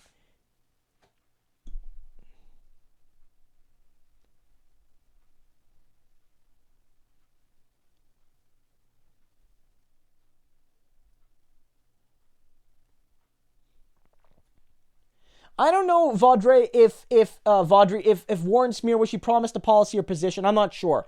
I don't think that was based on that. What gives me the biggest concern that Biden has promised her something isn't that she would smear Bernie. Not as much. It's that she's not attacking Biden. A lot of people have noted that at the end of the day, why isn't Elizabeth Warren attacking Joe Biden on his bankruptcy record? Elizabeth Warren came to Washington, even before she was in the Senate, on issues like that and how the system was broken for working and middle-class people. Right? It trapped them and allowed the rich to get away with bailouts, but not regular people. And if there was anybody with the passion and expertise on that issue to go after Biden, it would be Warren. On that issue, even more than Bernie Sanders. It's the rare issue where she could say, I'm just as strong, if not stronger, than Bernie on this particular issue. And she's not seizing that opportunity. And some people have suggested that it's because Biden's offering her something. Now, I don't know if that's true, but that's the most plausible argument I've seen.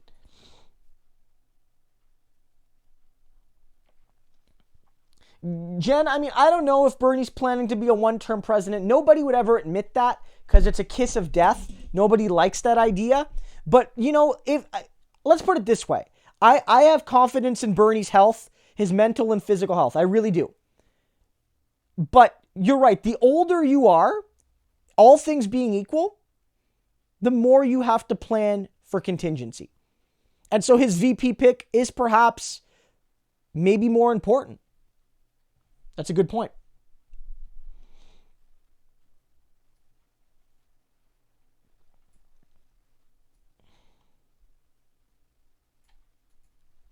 Yeah, Zachary, I do think, maybe I'm wrong here. People have been depicting the decline of neoliberalism since neoliberalism sort of rose, but I really do sort of feel like we are approaching a socialism or barbarism sort of moment. Whether that's because inequality continues to rampage, whether it's because the scarcity of resources, both real and perceived, will drive more conflict. I really do feel that we're either going to go in more cooperative directions or more competitive and aggressive directions, both domestically and internationally. And I do hope we pick a cooperative path forward that basically is rooted in democratic socialism. I think it's the only way forward that preserves a decent quality of life and liberty for the majority of people.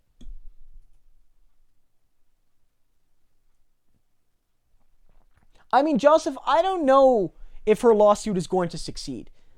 I don't know. It's hard. It's hard to prove because you have to prove not only that somebody said something about you that's a lie, but you have to prove that what they said caused damages to you. So she's suing for $50 million. She has to be able to prove Hillary Clinton said this about me. And what she said about me was untrue. And she said something that was untrue and it caused me damages adding up to $50 million. She has to be able to prove all of those things. I don't know. I'm not a lawyer.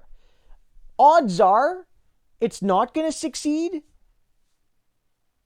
because the burden, I know it's not a criminal trial, so it's preponderance of evidence, but the burden still does generally fall on the claimant rather than the defendant. But I mean, I'm not sure. I certainly don't think it's vexatious. I don't think that she's being that her lawsuit is a troll. I think she has a legitimate claim, even if I'm not sure she'll win.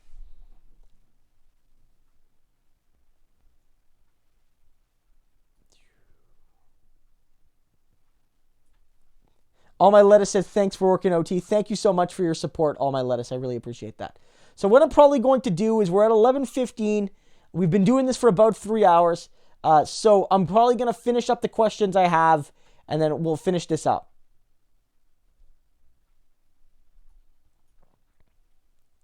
Bernie Sanders is the amendment king indeed, right? And a lot of that work goes unsung because, you're not the writer of the bill, but it makes the legislation better.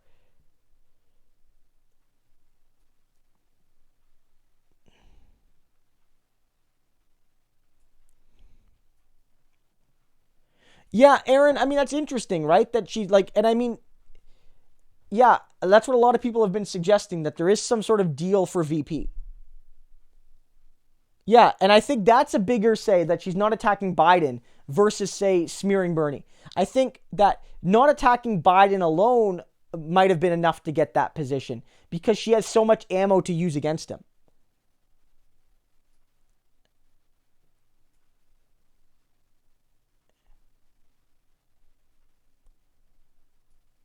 Yeah, Vaudrey, we definitely talked about that. I mean, I noted that on my video. I did a couple videos on that yesterday where I talked about how Hillary Clinton showed just how elitist she was in that claim. Where basically Hillary said nobody likes Bernie, even though he's extremely popular, he's leading in some national polls, or he's very close to leading. He's fundraising from individual donors in a way we've never seen before. That means people love him. People love Bernie. Millions of people, tens of millions of people love Bernie. What she basically said was people who matter don't like Bernie. Nobody who matters likes Bernie. Like the 1%, the political elite, the social elite, the cultural elite, they don't like Bernie. But for Hillary, those are the only people. Everybody else isn't even worth counting.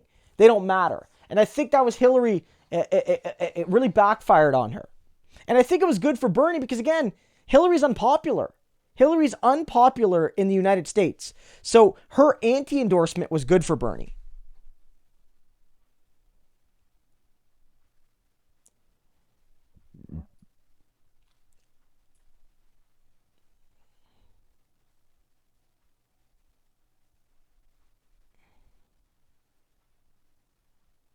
Yeah, Zachary, I agree that a one-term presidency is not a good idea. I would love if Bernie lived into his 100s, man. I would love that. He's like, he'll just live on a rage for the system alone. Maybe Futurama, it'll be President Bernie Sanders, because technically it'll be a new body and he could run for a third term. I think that was the Nixon.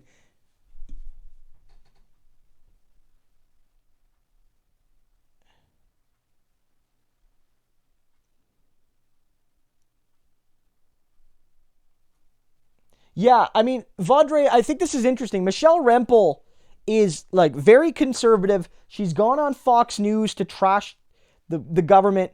But on the other hand, she's pro-LGBT.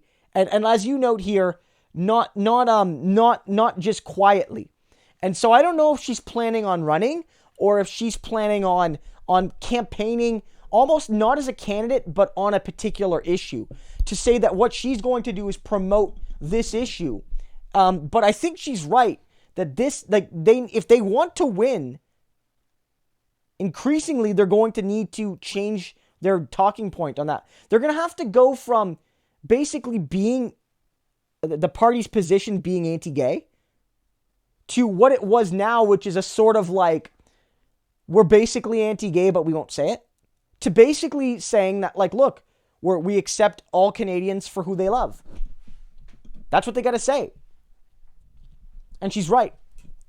I'm not even a fan of Michelle Rempel at all, but she's right on that 100%.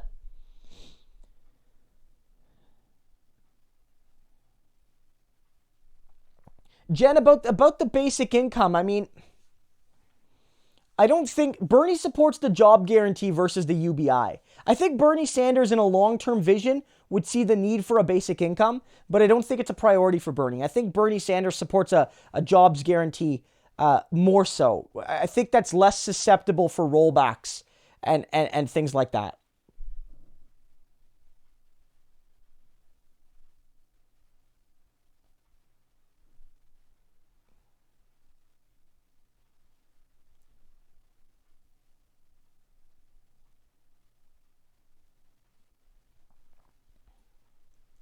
Exactly, Shay. You have to show monetary loss or some sort of mental anguish that prevented you from working.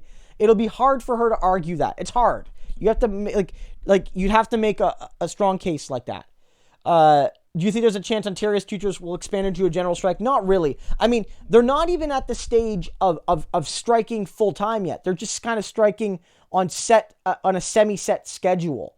I mean, until the teachers themselves went on to a more formalized strike, I don't think you'll see a general strike from this.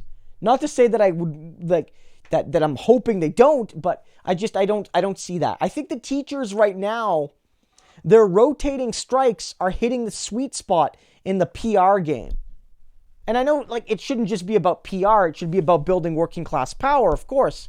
But at the end of the day, they're 1 day a week strikes or 1 day every 2 week strikes, depending on the union and unit, is going over well. Parents can plan around it in many cases.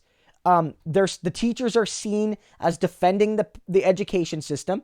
New polling that came out today basically has 57% of Ontarians supporting it, and only 20-some% of people opposing the teachers, and a strong majority of voters from every party but the Conservative Party support the teachers over the government.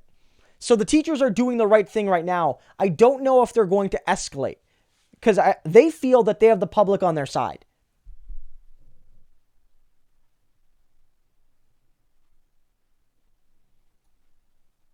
Yeah, I mean, you're right, Valdre. Bernie Sanders has done stuff like that to get bills passed. And Bernie, look, I don't want to fetishize bipartisanship because Republicans are awful, but Bernie Sanders can work with Republicans. He worked with Mike Lee on the effort to stop Donald Trump's attack on Iran. The unconstitutional act of aggression, which, acts of war need to go through Congress. So Bernie can work with the other party. He can work with Democrats. He can work with Republicans. He's great.